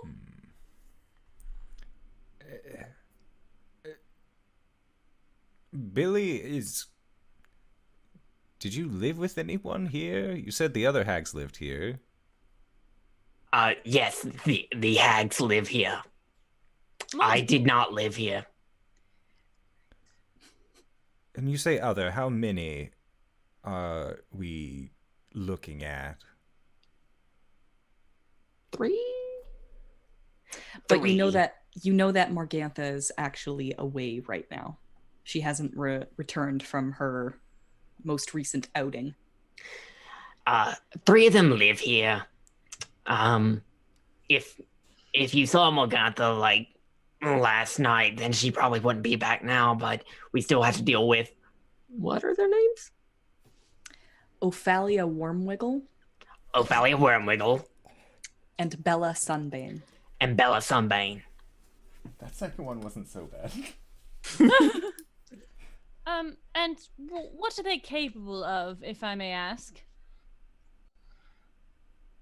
What do I know about their abilities? Together they are much more dangerous, because coven. But otherwise they are typical night hags. They can step into the ethereal plane, which is kind of like their big thing that they like to lord over you. But otherwise, their most common methods of attack are claws and magic missile. They also have rave enfeeblement, and other such basic magics. But they don't have access to their higher magics without Morgantha here, which is part of the reason why you want to do this now. Right. Yeah, well, they have really nasty manicures. They really like going after you with those. They got a whole bunch of other nasty stuff, like they can make you sick and cast magic missiles, and they can like phase out and like step into the mist and stuff. It's real nasty. But as long as you deal with them before Morgantha comes in, then we should be all right. Because whenever you get them all 3 together, well, rules of 3, they get a whole bunch of like extra spells and everything. Some wizard wrote a whole bunch about it. Murdy Curdy. No. It was a short little guy, Bolo. He wrote a whole bunch about that. Sounds like an asshole. Yeah, but I think that was like in the last campaign. Right. Somewhere in another universe, Arjan gets a nosebleed. wall. love that every time we break the fourth wall, it's Arja. Every time. Amazing. Wonderful. Speedy, and she pops her head through the window, and she like motions for him to get real close to her. He's hanging off. He hands the reins over to Kefris and hangs off the side. Yes. She right up in his ear. Can we trust this person? She's all right. I mean, like, is she part of this? And she's just trying to get us in there so she can eat us. Billie, are you trying to kill us? I'm not trying to kill you. She's fine. I'm going to do a check of sorts. That sounds like a good idea. She knows my Nana, and I trust her. Well, I got a 6. I also got a 6 plus Wait, insight or investigation? It'd be insight, wouldn't it? It'd be Decision. insight. Investigation's Plus more 3. of a like deduction via evidence. Yeah. Plus 3. 2. Oh, okay. So that beats my persuasion. Are you lying? I am not trying to kill anybody here. Cool. Right. Wonderful. There's definitely more to what I am saying. Yeah. I'm not trying to kill you. Right. She did very specifically say, "I'm not trying to kill you." Right. Perfect. Okay. And then she's going to like pop her head back in the door and then open the door. Maybell, do you feel comfortable staying here with the old lady, Billie? Sorry. Oh, I can, Miss Silme. Oh, no. I'm coming with. Right. Well then, Irina, would you mind keeping Maybell company? Irina? Irina gave me another name. That's true. That's right. Maria. You mean Maria? Oh, I'm sorry. We only met yesterday. My apologies. I'd like to make an insight check. It's I went for that in Maybell voice. I It got is a 17. it is a common name here in Barovia. I Right. understand why you made the mistake. Yes. And she like gives you a look. Anyways, would you two like to stay in here while we dispatch of Oh my god, are we killing people? Is that who we are now? She has like a little existential. Are we the baddies? Well, they're more like fiends. I'm sorry. Well, You mean like devils? sort of. Somehow better. Right? I mean, as long as you keep thinking about it that way, you might come out of all this alive. Perhaps I should stay in the cart as well. No. Oh, Miss Silme, if you want, I can come with you. Oh no. No. I'd rather know that you are here. Boys, lead the way, please. She's From- avoiding eye contact with Kefris. From the window, there's a sheathed dagger that just lands in Maybell's lap. Ah! You might need that. Like she picks it up like between two fingers. And then she Tops just off. looks over at Irina, and Irina just kind of rolls her eyes and looks out the window. All right, Speedy.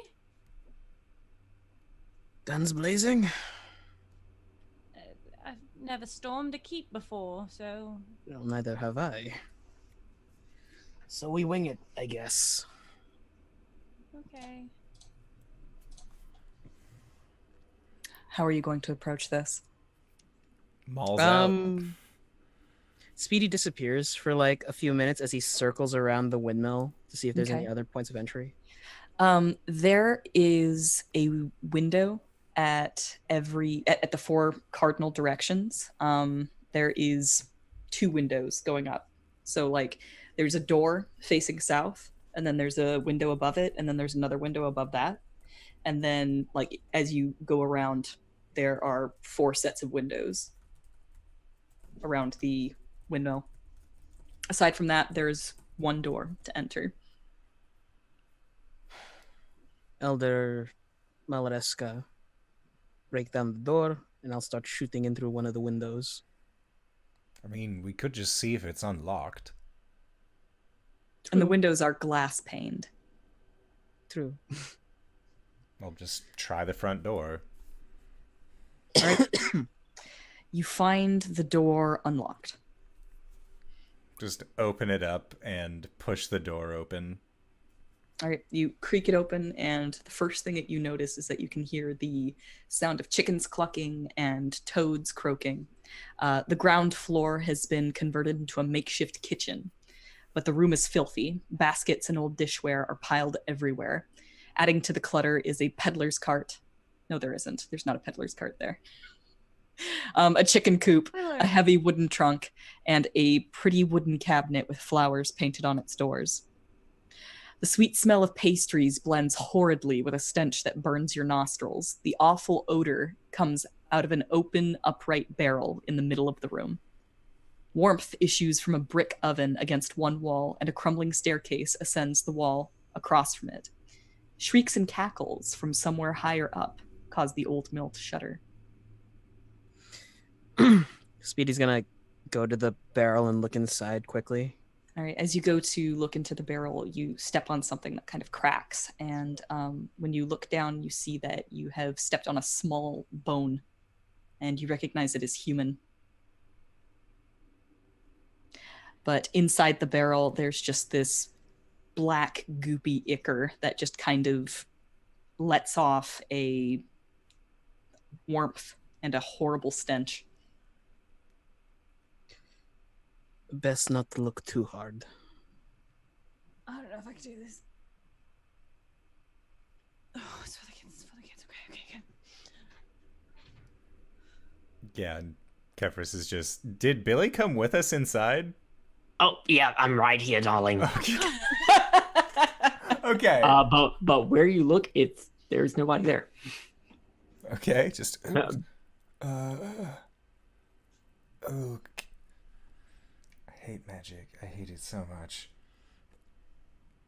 And as he's saying that under his breath, he's just going to kind of continue to do the same thing that he saw Speedy doing, which is just kind of checking under any kind of barrel or box and see if he can try and find these kids. Certainly.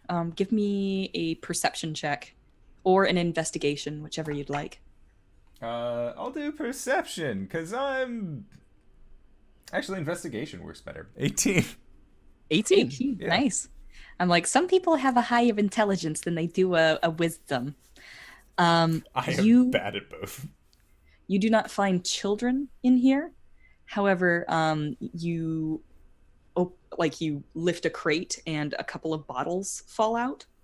It's little vials. And one has a thick golden liquid inside, and it has a label tied to it that says youth. Another one has a thin red liquid inside, and that one says laughter. And there is a third one that has kind of a greenish milky liquid inside, and it has a label that says mother's milk. I'm gonna take all of them. Just put them in my pocket. Yeah. What's inside the painted dresser? Inside the painted dresser? Or drawer or cabinet? Bowls full of herbs and baking ingredients, flour.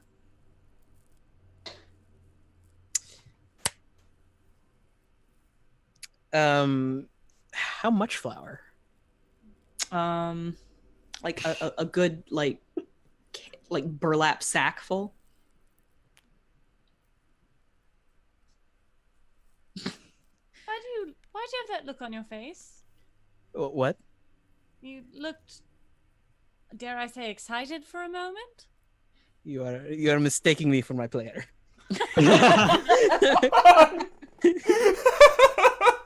Bartholomew has a very intense look, staring at this at this bag of flour, and you can hear like the gears whirring inside. I mean, we don't have to fight them. What? There is a common occurrence in some mills where if the flour that is too fine gets into the air, a single spark can ignite the entire mill. Sister, you were speaking too quietly. Oh, I'm sorry. I was like, this is a pause. There are children in here, or there could be children in here. You can get them out first. I mean, I'm not against lighting the place on fire. Unless you are, Billie. Oh no, I think that would be a perfect idea. So, game plan. That would show Find the kids. Get them out. Blow this place to the 7 hells. 9. 9 hells. Sorry. Wings, did you just pour a monster inside coffee? It's the same monster. That doesn't answer the question. However, 46, girl. This is a very lovely coffee mug that will hold exactly half a monster drink, just so everybody knows. you know, if you got the bigger battler mug, it could possibly fit the entire container. That's enough how many chili. ounces is that? I hate all of you. 15. Bigger battler mug. Bigger battler mug is 15 ounces. always more. Oh yeah, that would hold an entire monster easily. It's true. Moving on. Moving on. bit.ly/adventure merge. Right. So, shall we continue upstairs? Perhaps you could lead the way, Billie, since you know them. She's invisible. Billie? I thought you said you were in here. Yeah, I'm still here, darling. Where? She'll uninvisible. Could have just touched her. She would have reacted poorly to that. Are you kidding me? Oh, true. I mean, Do we? And Billie will just gesture up the stairs. right. Do we want to go up there, or do we want to make a loud noise down here and possibly, like, set a trap or something for her? Them. Them. Is that something that you would want to do? What sort of trap? He kind of shows you his maul. Like, I don't know. I'm not a trapsmith. Do I know what the old woman in the village looks like? Yeah, you were there. You saw her.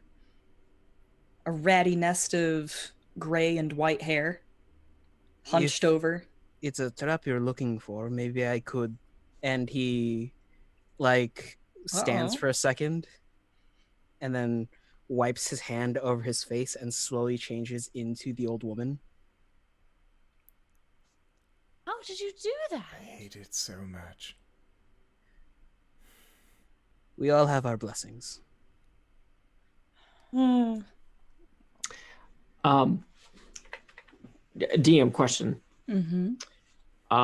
Would I have the inkling that whenever Morgantha returns, she would be in her true form? Not necessarily. I Okay, mean, she could be. You've seen her in both. Okay.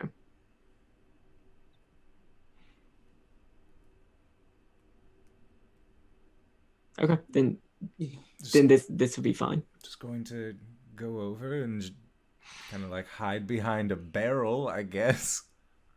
Just an ambush. All right. I will sit over here, and when they come down, I will try to make it so that they're slower. I could call them down. Right. Yes, I am not good with the voices. Okay. Perfect. Got it. This will be great. And she gives thumbs up to Billie as she hides behind a barrel on the opposite side of the room. Okay, hey, we have a plan. Yeah, wow. So invisible and waiting near the stairs. Okay. Yeah, Billie. Sorry. Billie is going to mimic Morgantha's voice Okay. using her mimicry ability. All right. What does she say? What are their names again? It's Bella and Ophalia. Bella? Ophalia? I'm back, dears. Mother, is that you? Oh no. Yes, come downstairs. Come help me with this. We've got 6 of them. 6 whole children. Uh-huh. Oh wow. Hold It's too on. much for me to carry. You need to come down here.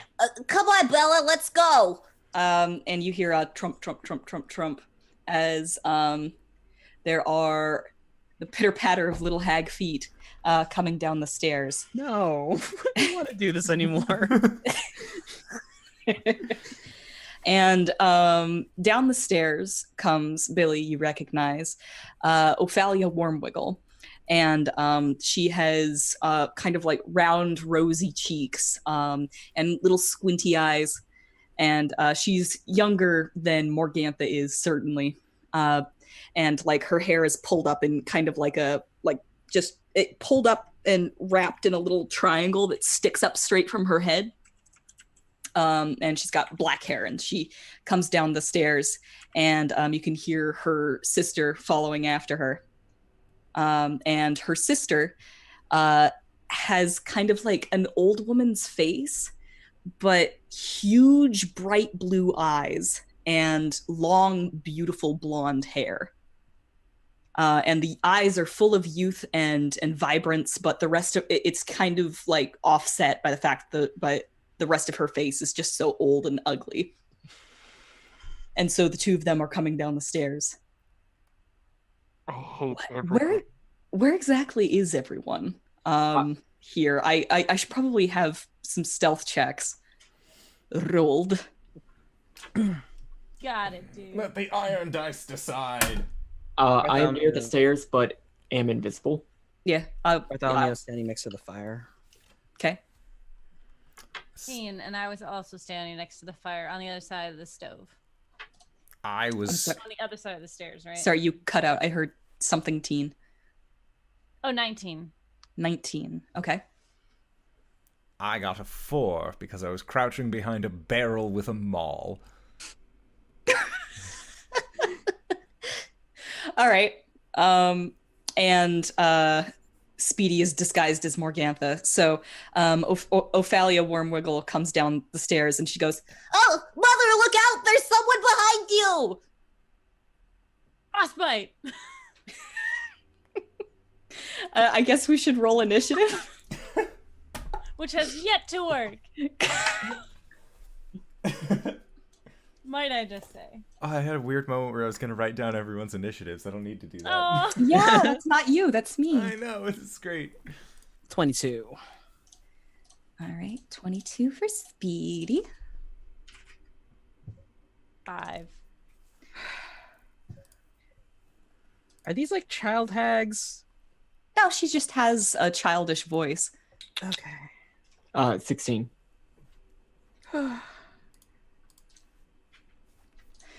Sorry, that was 22 for Speedy.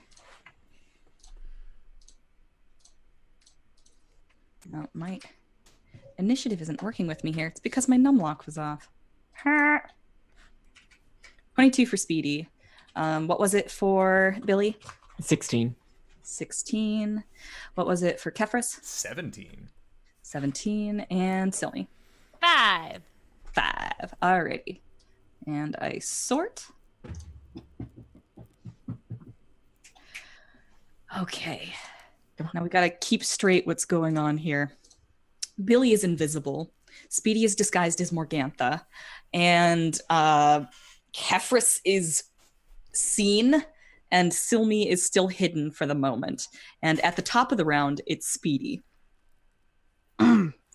There's like a brief moment of like turns, surreptitiously casts Hunter's Mark on Ophelia, Mm-hmm. and then turns to Kefris like, ah.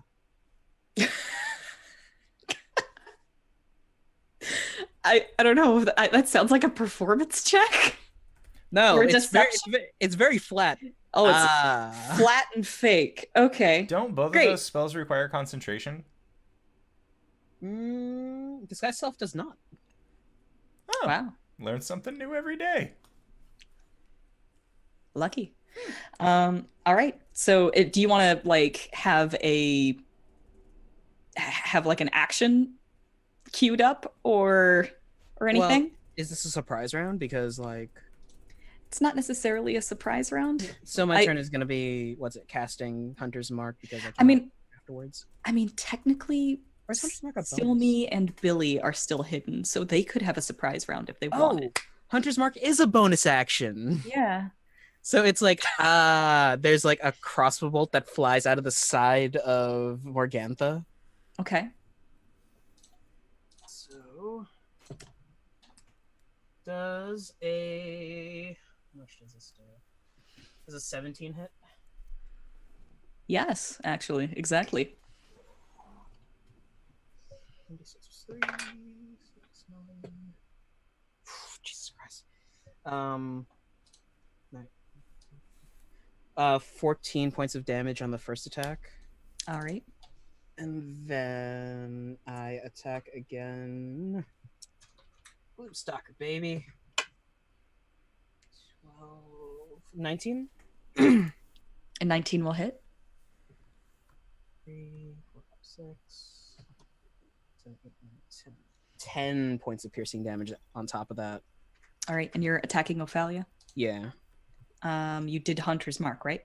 I added the damage on top of that. That was the Hunter's. Oh, the 10 was Hunter's Mark damage. No, combined because I get 2 attacks per action. Okay, I'm gonna ask you to tell me what your Hunter's Mark damage is separately. Okay. Because of resistances. Well, fuck. What was that word? The first one was 14 and the second one was 10. So just Okay. So it was 4 points on the Hunter's Mark damage okay. for the first one. All right. And then 14 was the second damage dice? Mm-hmm. Yeah, so that one was also 4 points. Right. So what was the piercing damage? Piercing damage would be 6 and 10. 6 and 10. All right. So. All right. And then Hunter's Mark damage. Okay. We got that squared away. A couple of bolts like bounce off of her skin. But you see them like make dents and like you can tell that's going to bruise. And she's like, Ow! Who did that? and then it's Kefris. Kefris is going to stand up, and he is going to be going. He's going to start walking over rather briskly, and it's going to start with like more of a calm walk, and then speed up as he gets closer. As he is going to use his bonus action to go into a rage.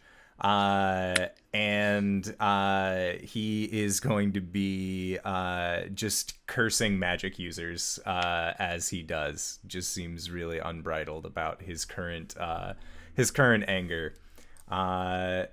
So he is going to try and make. It's going to be a reckless attack as well. Makes things easy. So that is going to be a 15 or an 18. An 18 hit. Will hit. Yes. All right. So he is going to get 2 points or 2d6 worth of bludgeoning damage for a total of 12 points of bludgeoning damage, and then 6 points of radiant damage from his radiance. And this is on Ophalia Wormwiggle? Yes. Using his Divine Fury ability. I'm sorry, how much radiant damage was that? It was 6 points of radiant. Alrighty. She does not seem to like that radiant damage very much. You don't eat children. Shit. God. Just Whoa! brings it down his maul. Alrighty. And now it's Billie. So Ophalia has been hit twice. Mm-hmm. Is that correct? Mm-hmm. How's she looking? Pretty fresh, honestly. Surprised, but technically no blood has been drawn yet. A few bruises and burns. And the other one has not been touched at all. Nope, she is still on her way down the stairs behind Ophalia.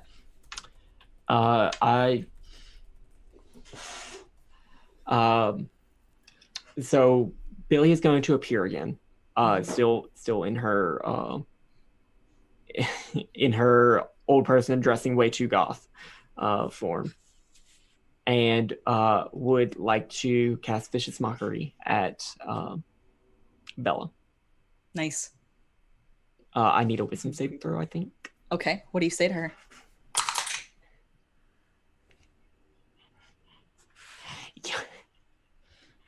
You're too dumb to make these pies, dearie. This was my recipe.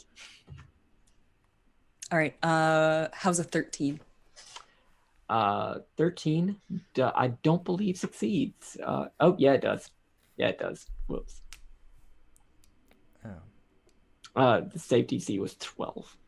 Bella. Oh gosh, I can tell this is gonna be this is gonna be hard.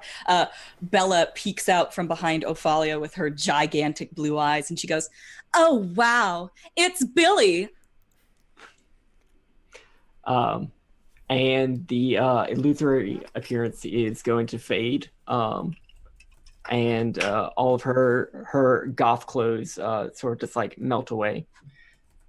What you see is this probably like 35-year-old green skinned woman with like part of her this like the sides of her head like shaved, and then she's just got this long hair that's like streaked with gray and purple, just sitting there. She doesn't look nearly ugly enough to be a hag, but yeah. Oh, Billie, you ugly bitch. That's my ringtone now. I'm just saying it. Well, adventurers, I mean, could all hurry this up, please? I really want to see these people dead. Oh god. Okay. It's Ophalia's turn, and she's being accosted by Kefris. So she's going to try and slap him away with her gigantic hag claws. Just be like, Whoa! it's a 2 on the die. I don't think that's gonna hit. Yeah, 9 doesn't hit you at all. No, she does have advantage because I used reckless attack. Oh, that's right. Thank you for reminding me. You're welcome. Oh, that's a 17 on the die. It doesn't have to be. It could have been the 3. But yeah, no, that's a hit. Okay, here comes some damage as she slashes at you reactively.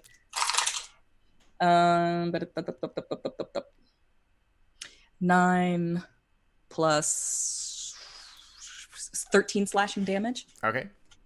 I take 6. All right, and that is Ophalia. Silme, that is your turn. Okay, it all went to shit real fast. Whoops. She will use her,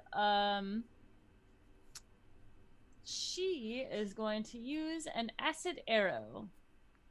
So she is going to pull back, and pull out a rhubarb leaf, and she's gonna pull it back in her hand, and she's a little bit trying to impress Speedy with this because like he's a really good archer, and like so she's like trying to match his form. And she's gonna cast acid arrow. I need to make a ranged spell attack. Okay. That's an 18. Who are you attacking? The one who's attacking my brother. Okay, that will hit. Okay. And then that would be 44. She takes 9 acid damage, and then she will take 2d4 at the end of her next turn, which I'll roll later. All right. And does that happen only once, or? No.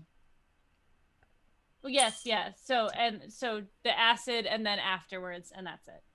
Okay, so it's only one recurrence of damage. Correct. Okay. So, yeah, she does this, and then she kind of like looks over at Speedy, like smiled. Magic fingers. Okay. So that happens. So Question: happens. Does disguise self, does that drop after you attack, Ooh, actually. or is that a because like, okay, all right, just checking. I think so. Let me see.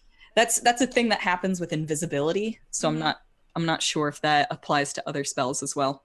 No, so the reason Billie banished it was a bonus action. Ah. Cool. So on Bella's turn, she is going to hop off of the stairs and land down next to Silme. And she's going to go, "Wow, your lips are pretty. I want them." And she's going to try and remember that for Sunday. slash you with your or slash you with her claws. Shield.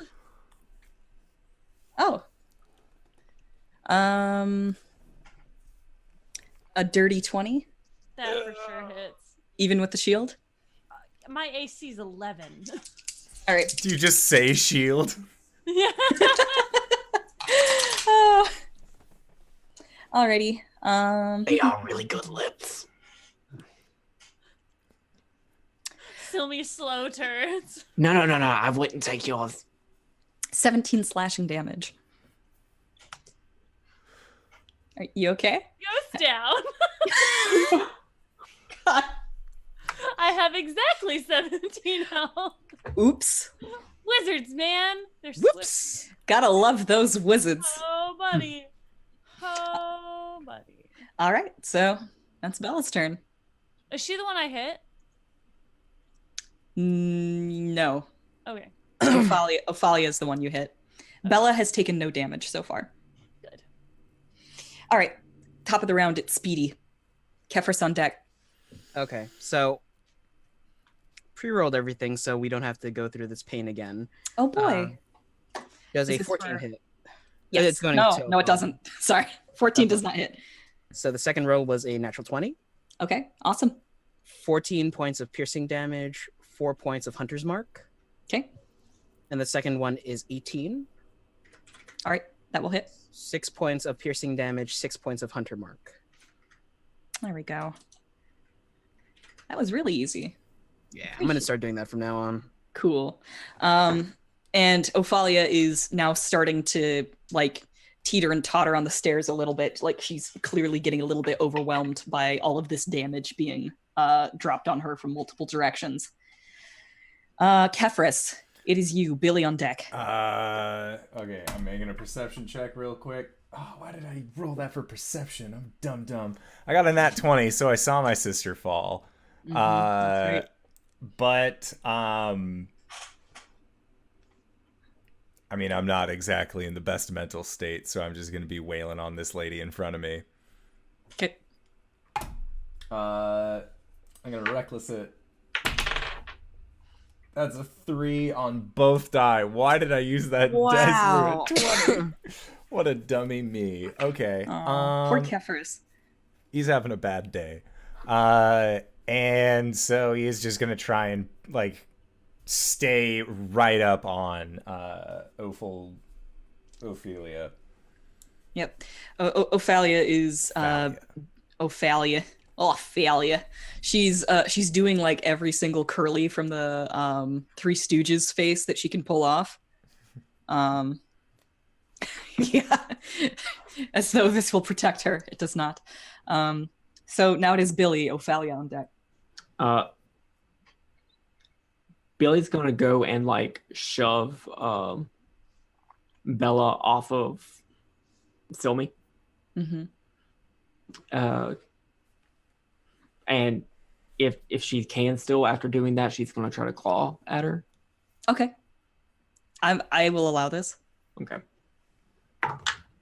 That is going to be a 20 to hit. Ooh, that'll definitely hit.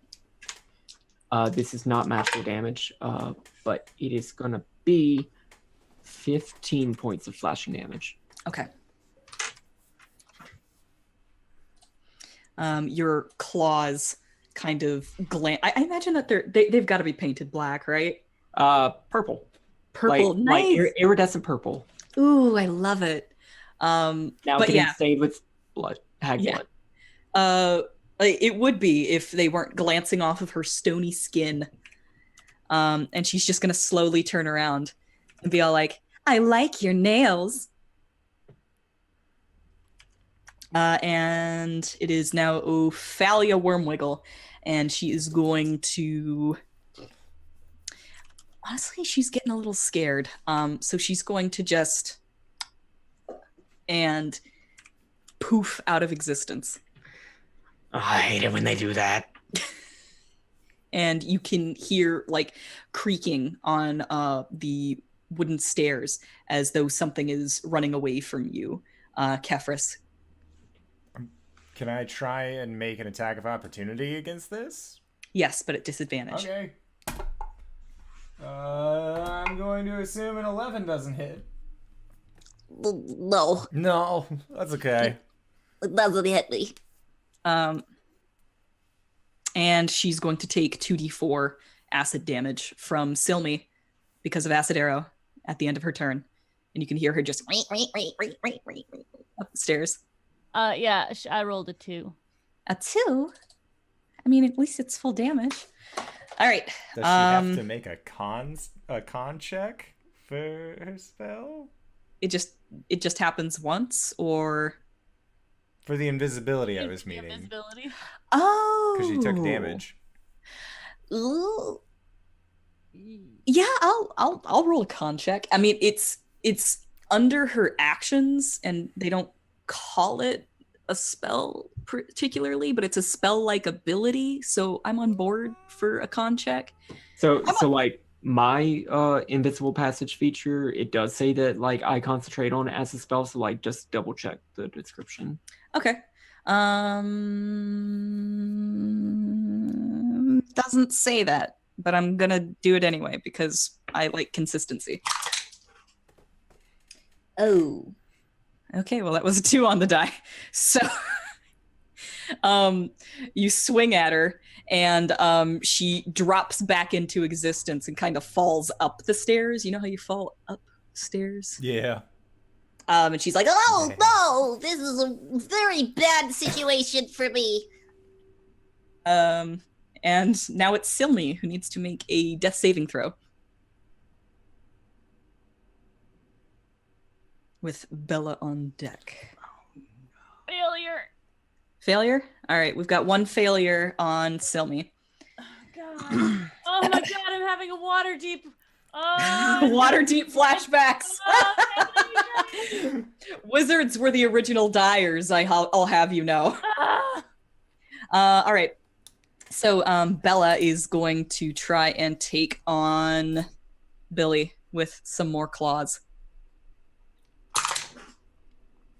A 10 probably doesn't hit. Nope. Cool. So she's just slashing at you, going like, "I'm gonna make your skin into a coat." And now it's Speedy. You watch this old woman run. Baby doggo. Sorry. You watch this old woman run forward and do like a forward like dolphin dive, and then as he's doing it, dissipates the illusion, rolls around, and then puts a hand on like Silme's shoulder and casts Cure Wounds. Oh shit. And she's healed for 10. Nice. He points his crossbow up the stairs to Ophelia. "It's about to get a lot worse." All right. Anything else that you can do this turn? No, that was my action, my bonus to dismiss. Okay. This is Kefris, and Billie's on deck. Yeah. Kefris is going to clamber up the stairs after this magic using hag creature. And he is going to raise his maul over his head.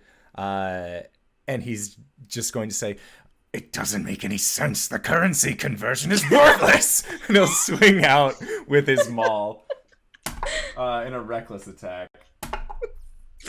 Oh, man. 19 to hit. 19 will definitely hit. All right, so that is going to be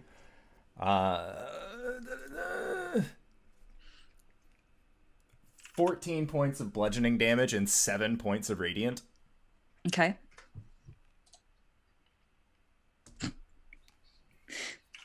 I get the feeling you're using me to work through some unsolved issues. Oh, God. And Billie. Ophelia on deck. Who's in front of me? Is it still Bella? Yeah, it's still Bella. Another vicious mockery. Okay. Wisdom save? Yes, please. It was a 2 on the die.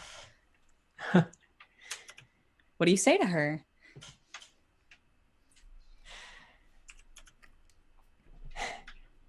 God, if y'all had to steal all of my ideas, y'all should have let me into the coven to begin with. I mean, this, honestly, like, you're fake, your nails are fake, your whole house is fake.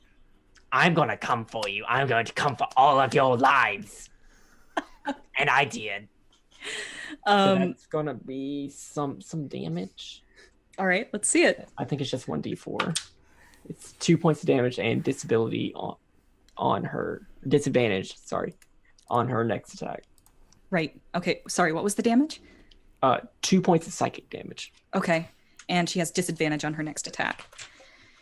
As you were saying this to her, you see her expression doesn't change at all, which is just like a really placating, vacant smile. But you see that the skin between her eyes cracks a little. And your skin, flaky. You ashy. And then it is Ophalia up, and you are right up on her, so she is going to try and cast Sleep on Kefris. As best as she can. Doesn't sleep work with the lowest hit die first? Hit points. Yeah, that's right. What is the 90 feet? Oh yeah, she would put Silme to sleep. So that actually wouldn't be a great idea. What? What's happening? I think there is a clause for like starting with the lowest hit points of the most conscious, or like it. Yeah, but like her intention is to put Kefris to sleep because he's scaring her. And if there's somebody with less hit points down there, she'd be aware, and that would be a problem. It would not succeed in what she is attempting to do. So instead, we're gonna throw a rave enfeeblement at you, Mr. Sir. Advantage. Well, technically not, because this is a saving throw. That's saving throw? I thought it was an Of attack. what Oh, it's a ranged kind? spell attack. Sorry. Yeah. I'm doing my best. Spellcasting NPCs are a bear to run, just so you know. At advantage. Here we go. What is if she's the roll for attacking doing a within ranged attack adjacent? for adjacent, it is disadvantage. There has to be at least 10 feet away. Okay. Otherwise, it's a melee spell attack. But because she has advantage against me, you would just roll flat. Yeah. All right. Let's do that. Oh, God. Why does this die keep rolling 2s? I don't know, but I enjoy it. So she points a gnarled finger at you, and you just swat it aside, and you watch a gross barf-colored ray of light blast into the ceiling. and she's going to try and scramble up the stairs away from you, provoking an opportunity attack. I'll try and hit her again. That is going to be a 15 to hit. Okay. That will not hit. Okay. So she gets up those stairs, and you can hear her like... All right, now it is Silme. You're up. Alive, awake, alert, enthusiastic. And someone's right above me. Stay with me, younger Malreska. She has a moment where she makes eye contact with you. There's that romance novel, like just for a moment, and then she's like, oh wait, sorry. So I'm going to, this is a ranged spell attack. I can't make that. Oh god, everything I have is a range. I'm gonna cast Ray of Sickness on her. Cool. So I need to make a ranged spell attack. Ooh, that's a natural 20! Ooh, nice. Do I do double damage on spells? Fuck yeah, I do. Yeah. That's All right. the way it works for everybody. So she is going to make a Constitution saving throw. Okay.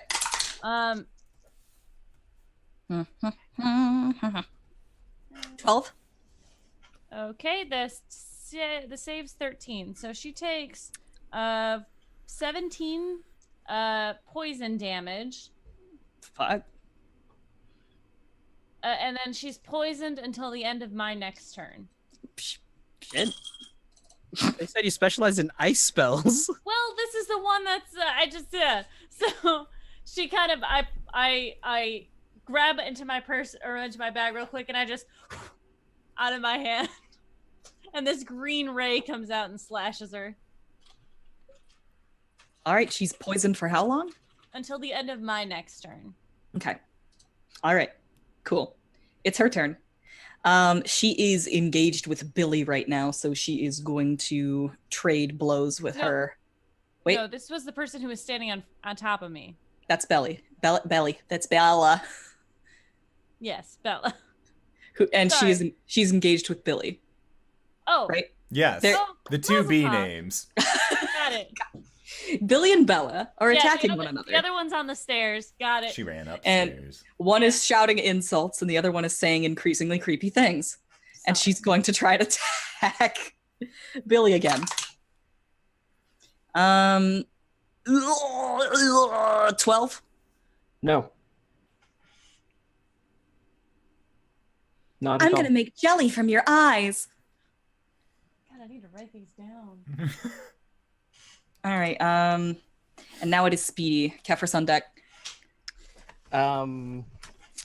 You see Speedy holster his crossbow as he runs up the stairs, pulling out his short sword and dagger.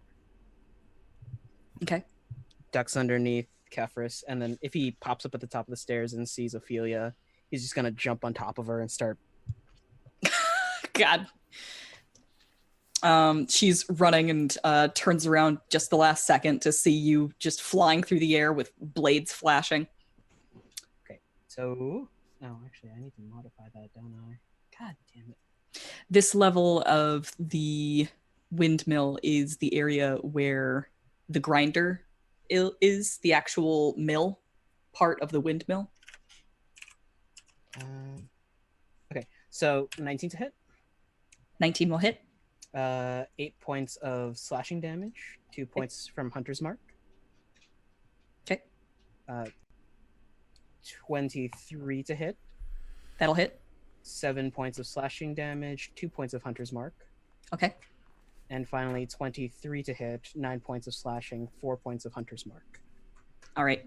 She is looking pretty bad. Just like your blades are barely getting through her skin, but you are drawing blood. That's it. Kefris. He's gonna continue up the stairs, and if he sees Ophelia, he is going to take his maul and just try and bring it down against her. And he says, most of all, I hate people like you. and he's going to try and strike out against them. Using his reckless attack. 17 hit. Yes. Oh. And that is going to be for 14 points of bludgeoning damage and then 7 points of radiant. Okay. She's looking real bad. That's all I can do. I don't have any bonus actions or anything because I have them all. Billie. So I am still engaged with Bella. Nice. Yes. And I would like to make another claw at her. Mm-hmm. It's gonna miss. It's a 14. Okay. That's it. All right. And Silme, what you're seeing is a full-on just like a hag slap fight. Like the two of them are just like rah! like feral cats just going at each other back and forth. Oh, and now it's Ophalia. She doesn't like this. She doesn't like this one bit. She's gonna try and run one last time. Provoking opportunity attacks from both of you. Okay. Ooh. 23. Yes. I also got a 23. Nice. Both hit. 6 points of slashing, 2 points of Hunter's Mark. 12 points of bludgeoning. Because I don't get any radiant because it's not on my turn. She had 1 hit point left after Speedy hit her. I imagine Speedy like thrusts his sword into her back and he just yells, "Do it!" Just raises up over his head and just slams her into the ground. Is the windmill grinder working right now? Sure. All right, because after he smashes her into the ground, he's just gonna pick up her body and then throw her into the grinder. Yeah. There's a series of snapping and cracking noises as your maul buries itself into her, and then that is followed by more snapping and cracking noises as the millstone slowly rolls over her body. And now it is Silme. Gross. Jeez Louise. So she is not right up on me? Not necessarily. Okay. Just because I have ranged spell attacks and if it's a disadvantage type thing. Mm-hmm. So I'm gonna throw an ice knife. I don't know why that was so hard for me to say. So I need to make a ranged spell attack against a target. Okay. That is a 16. No. So she like takes a piece of a drop of water off the ground and like flicks it, and this ice dagger goes flying past her. Oh, dude, that's cool.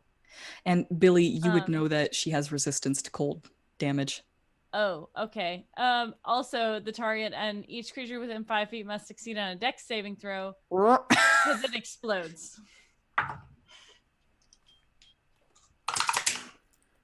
$15. 16. You guys are both good. They both duck at the same time. Oh, sorry. I mean, not sorry. Sorry, I mean, not sorry. Bella, as soon as her sister dies upstairs, she turns her head and like looks up with just like that same vacant smile, but it's though she can tell what's happening up there. And then she's going to turn to Billie and say, "Well, it seems we have an opening. How would you like to join a coven?" You know what? I'm gonna found my own coven with Blackjack. And hookers? No, bitch. No. Oh, darn. and she will claw at you once more.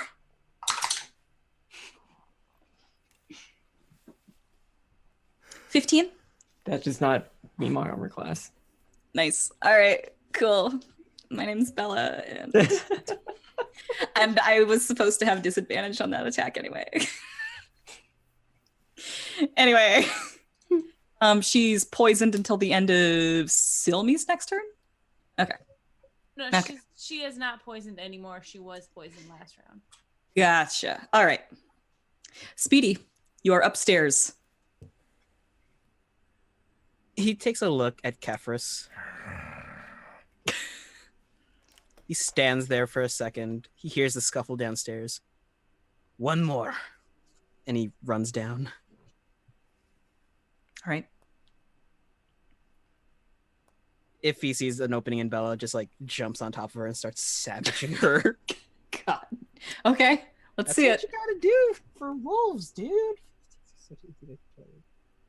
20 to hit. Yes. Dirty. 2 points of slashing. No, 5 points of slashing, 5 points of Hunter's Mark. Okay. Did you move your hunter's mark? Ooh, Oh, yeah, right. I have to move that's it. right. I can't see her, so I guess the Hunter's Mark is dissipated. After a creature dies, it just follows you, so then you would be able to redirect your hunter's mark. Okay. Cool. Yeah. Yeah. So, As a bonus action. As a I think. bonus action, though. so that means I only get 2 attacks this round. Okay, cool. Designate her. A 2 doesn't hit. No. No.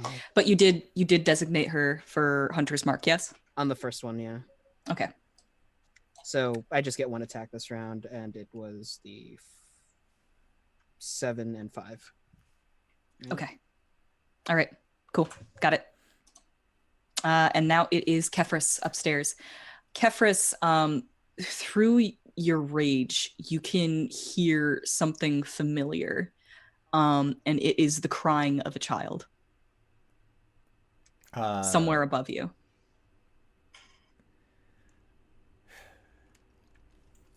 I am going to say under my breath, probably another magical trick. And I'll go over to the grinder area where I just tossed the hag, and I'm gonna pull out the vials of youth and laughter and the green one, and just throw them onto the stone where the hag is being made. And I say, "Take your tricks to your grave, wench." And I will go back down the stairs, but I'll crawl along the ceiling, and like Doru, I will position myself above this hag, tilt my head back, and just drop down on her with my maul. Okay. Roll, please. Reckless attack! Billie's on deck. That's gonna be a 19 to hit. Okay, that'll hit. Alright, so she is going to take 15 points of bludgeoning damage and 5 points of radiant damage. Ow. And then I will, after I strike at her because I fell from the ceiling, it'll be the 3-point landing with my maul outstretched, and I'll just look up at her and start to hiss. She still has that vacant smile, but now her face is cracked like a porcelain doll with blood just filling the cracks. Billie. Billie's gonna look at Kefris and just be like, well, I mean, Barovia seems to really be agreeing with you. This is, I mean, good shit. And then just proceed to make another claw attack at Bella. 21. Yes. 14 points of slashing damage. 14 points of slashing damage. Okay.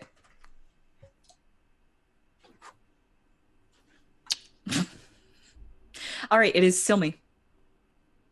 Come, I never get it on deck. I'm sorry, I forget. Don't tell okay. Bella's on deck. I am going to she is going to get up because she's been on the ground this whole time. She's gonna move over to the stairs, Mhm. and seems to be not of much help. Speedy, what was up there? A grinder. And the children? Don't know. Kind of busy. Just gonna run up the stairs. All right. When you get up into the grinder room, you can see that the millstone is rolling repeatedly over this hag body. Yeah, it's a grisly sight. You can hear glass clinking. But you also hear the sniffling and crying of a child upstairs. Okay, I will attempt to go there. I can double move since I don't have anything else to do. Okay. When you get upstairs, you see that this is a bedroom. And there is a wall of crates with barred doors on the front. And that is what you see. It is now Bella's turn with Speedy on deck. And she's going to doesn't look good for her now, does it? She's gonna cast ethereal form as well, and she will out of existence. And she will disengage. Hey, that's a thing. And you can hear her going right, as she runs away somewhere. Speedy. Give her something. Yeah. He sniffs the air, and I have advantage on perception checks to track her. What? Okay, let's see that. Hunter's mark. Oh, that's right. That is. Oh boy. Wow. I know exactly where she is with 18 plus 5, 23. Yeah, you do know where she is. With a 23? Yeah. Okay, sorry, I heard a lot of numbers. I was trying to figure out which one it was. But yes, you figure out where she is, and she is heading up the stairs. Yeah. Speedy follows after her and is just like literally waiting for her to uncloak. Okay. All right.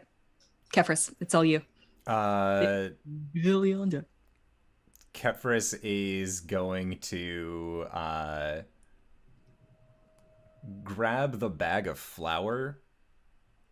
Fire's still on. Fire's still on.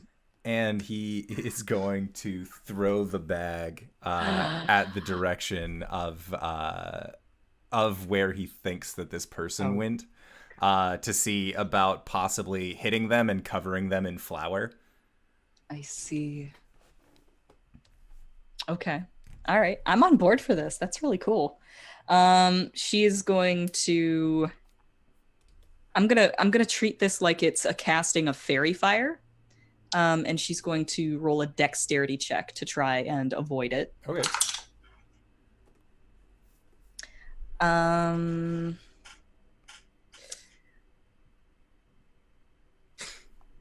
What is your dexterity modifier? +1. Okay. She rolled a 12, and I'm just using your dex as a, like, I'm kind of ruling this as like a ranged attack, spell quote attack. unquote, to make this to make a DC for it, making the DC 11. I mean, actually, don't you add your proficiency to your spellcaster? Yeah. So I would have 13. 13. All right, then she doesn't make it. Poof! There's flour all over her, and she goes, "Oh shit!" And now there is a ghostly white hag, ooh, spooky, visible in front of Speedy at this moment. Billie. I'm going to run up to the ghostly white hag and attack. Okay. With my claw. Okay. 20. Yes.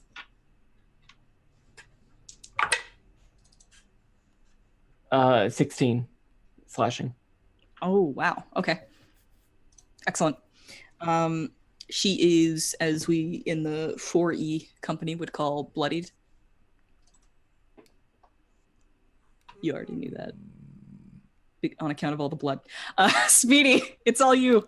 No, it's not. No, it's not, Speedy. No, it's Silme Silme. on deck. The other S. Yeah. Silme. It's Silme. There Gosh. are cages in front of me. There are cages in front of you. And the weeping of a child. Can I find the child, please? Mm-hmm. Of course. You kind of echolocate where the crying is coming from. And you see that there is a bound little boy who's tied up and gagged. Oh, you poor thing. Can I attempt to get him out of the cage? Mm-hmm. It's like a dog kennel. Oh. Like where it's not locked, it's just got a child-proof safety latch. Yeah. I will undo it, and then I will very slowly. It's all right. I'm here to help. My name is Silme. Can you come to me? He will inchworm his way out of the cage and kind of flop onto the ground. Oh, sweet thing. I'm gonna attempt to undo his bindings. All right. I don't know how much time I have. Okay. That can be what you're doing for this turn. And as you're doing so, you get the weird feeling that you're being watched. And you look up and you can see that there is a little girl in another one of the cages, and she is not crying, not making any sort of noise, and she's not tied up or anything, but she is just watching you quietly. Are you all right?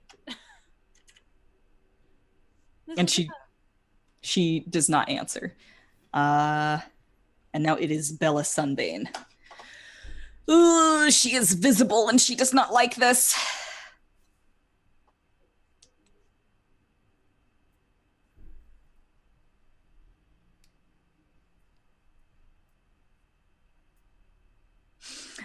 She is covered in flour, surrounded by enemies, and just kind of looking around, and she goes,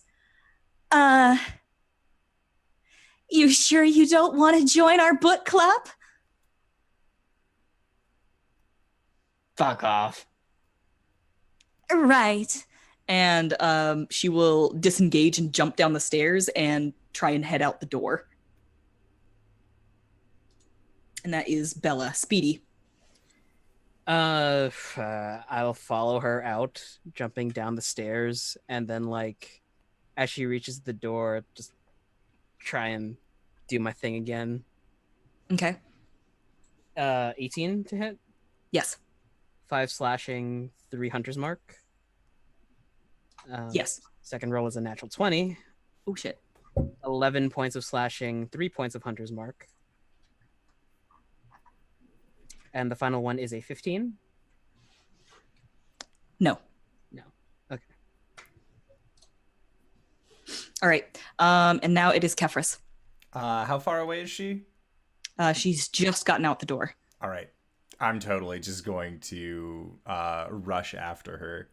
And I'm going to do an upwards golf swing if I can. Okay. Towards her as a reckless attack. Bless. That is a natural 20. Oh, shit, man. Dude. That is going to be a lot of die. Well, yes, she is gonna die. I fucking hope so. Nobody eats kids. They've got a lot of hit points, man. Children are hardy. Not the children, the hags. The hags have lots of hit points. Oh. Whoops. That is 26 points of bludgeoning damage. Whoa. I got almost max. It was a good day. I see. Okay. And then that is going to be 8 points of radiant damage. Could it be the same thing if it kills her? Speedy has stabbed her through the chest and then turns her towards Kefris, who golf swings her up. Yeah, no, actually, that's exactly what happens. Only this time, in true like horror movie fashion, defying all logic, her head goes flying off. It hits the cart. It's a distressed Maybell noise. And then you just hear Kefris, why could I never get the follow through right before? All right. And now you are out of combat. And her body falls. Gross. Just going to go over, grab the body, and pull it back into the grinder. Okay. You said that there was a fireplace below? There's an oven. Yep, just into the oven. Hansel Girl style. Nice. This little girl. Can I make like a check, an insight check on her? Mm-hmm. Okay. Yes, I'm on board for that. It's a 17. All right. She has no spark of life. There is a dull look to her eyes. Oh no, you sweet girl. I'm gonna open the cage. And I'm gonna try and help her down. Yep. She just goes with whatever you tell her to. She's gonna turn to the little boy. Are there any others in here that you know of? It's just me and Myrtle. Is this your friend? Fellow prisoner? Right. Well, I'm Freak. Freak, I'm Silme. It's nice to meet you. I guess it's nice to meet you. Thanks for not letting us get eaten by hags. You're welcome. Oh, what's going on up here? Oh God. Oh God! I've located some children that have been kept in cages, and I'm coming down now. Is it safe? Yes, the other hags said they're dead. All right, Freak. This is my friend Billie. She is not a bad hag. She's a good hag. She helped us rescue you. I don't like the looks of this. I don't either, but we will take you back. Where are you from? Oh, I'm from Vallaki. Perfect, because I did not want to go back to that other town. And your friend, where are you from, honey? And she'll like lean down for the little girl. She just looks at you, but doesn't answer. How did you find out her name? It's written on her clothes. Right. There's just like a big, oh yes, I big see letters now. Embroidered across her shirt. Yes. Now, yes. Well, that makes a lot more sense. Let's bring you out to the carriage. And you can meet my friend Maybell. She has a horn. Well, really? Yeah. Super cool. And she's gonna walk downstairs and then walk downstairs and walk outside. What is everyone doing? Billie is raiding the rest of the tower for any spellcasting stuff that she can find. Anything that made the mother more motherly. I see. Well, you can you like the benefit of being a hag is that you can tell what kind of stuff actually is useful. Like the fact that, you know, maybe every third frog in this basket is actually magical in a way that if you lick it, then it makes warts go away. Also, that flower is totally ground up bone. Oh yeah, Childs. absolutely. Bone children. Children of bones. Bones of children. children of bones. Our other metal band. What is everybody else doing? Speedy's standing outside cleaning a blade with like a cloth. He looks down.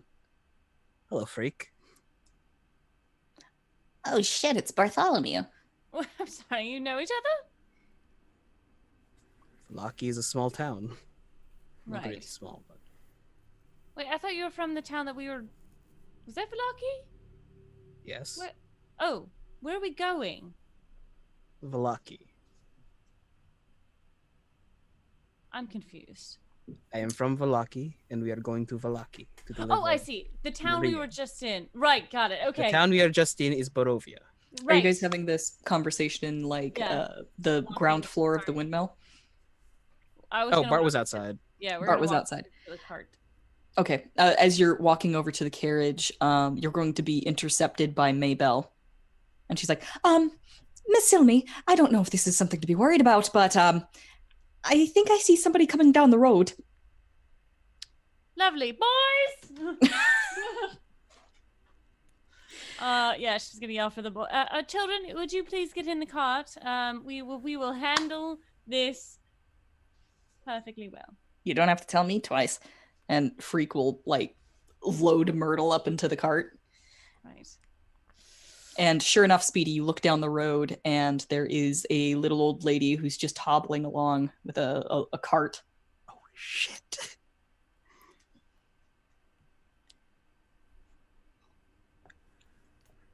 What is it? What is it? It's the mother. Whose mother? Remember the two hags we just ground up? Yes. He starts running towards the mill, stops at the door frame. Billie, we have company. Oh, fuck. And she's just gonna be coming out with just like a whole, like two baskets, like one full of frogs and like one full of like little glass vials and like a sack of flour, and just like, Dickhead, what the hell? Yep, bring it. and he like brings out a dead chicken. He's like carrying it with like the little hobbly like Utmost did this. pride. yeah holding it up as far as he can, but still dragging it on the ground. And just, Danae, time. yeah, we're getting low. Okay, I just want to make sure. We're getting Go ahead. We're pretty over time here. So Y'all go ahead.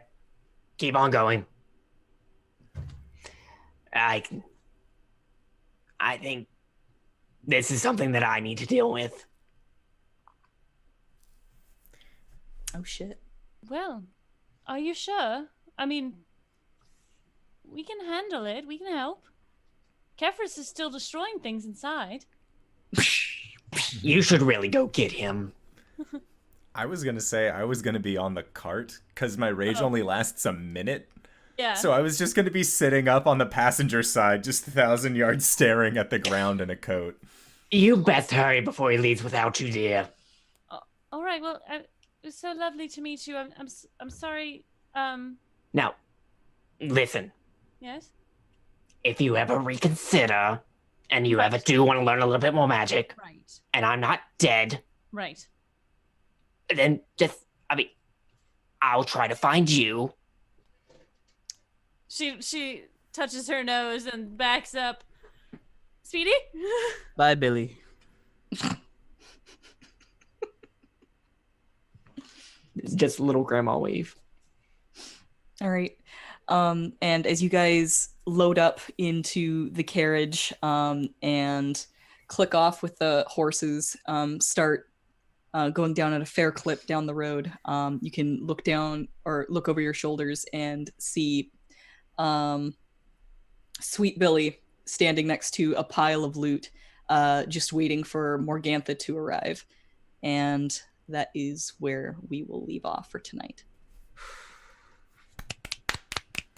Good show, everyone. Good shit. Danae, thank you so much for running this game. Cyrewolf, thank you for destroying your voice for like the last 2 hours. Oh my god, are you okay? No!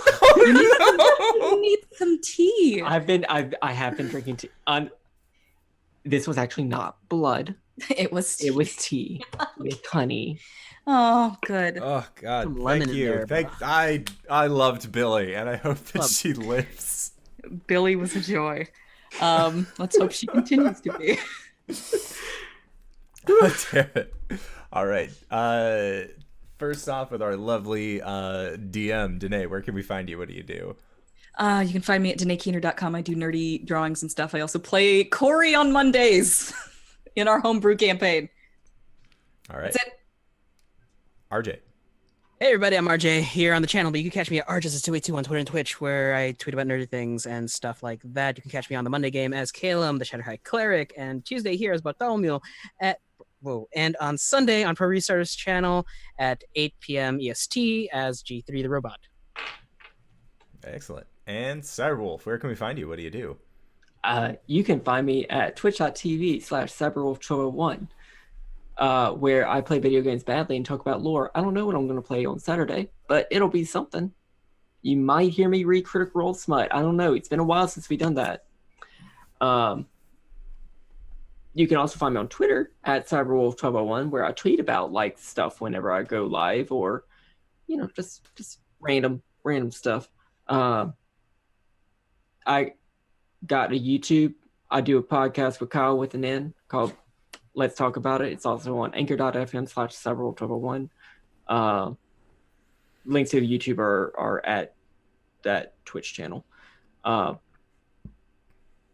this channel, on Mondays, I play Arjan, the Dragonborn Blood Hunter. And that's it for now. Yeah. Cool. Thank you for having me. No problem. It was great having you on. And LB, where can we find you? What do you do? I'm LBHackEmUp. You can find me here Mondays and Tuesday nights. Mondays I play a halfling barbarian named Gwen. And then Sundays you can find me on Pro Restarters channel at 8 p.m. Pacific Standard Time. Is that right? Eastern Standard Time. Yeah. Sorry, where do I live? I don't know. And then this week we're starting a new game on Encounter Roleplay's channel at 5 p.m. Eastern Standard Time, where I will be playing a Victorian time traveler who's not Jack the Ripper. Wink. Totally not Jack the Ripper. I believe that in a second. I'd also like to say, Big Time 300, thank you for the follow right at the end of the show. I am, if you guys have been watching this channel for long enough, you probably know who I am. But if you don't, hey fellow, what's up? I'm the Indoor Adventurer, and you have been watching Indoor Adventures.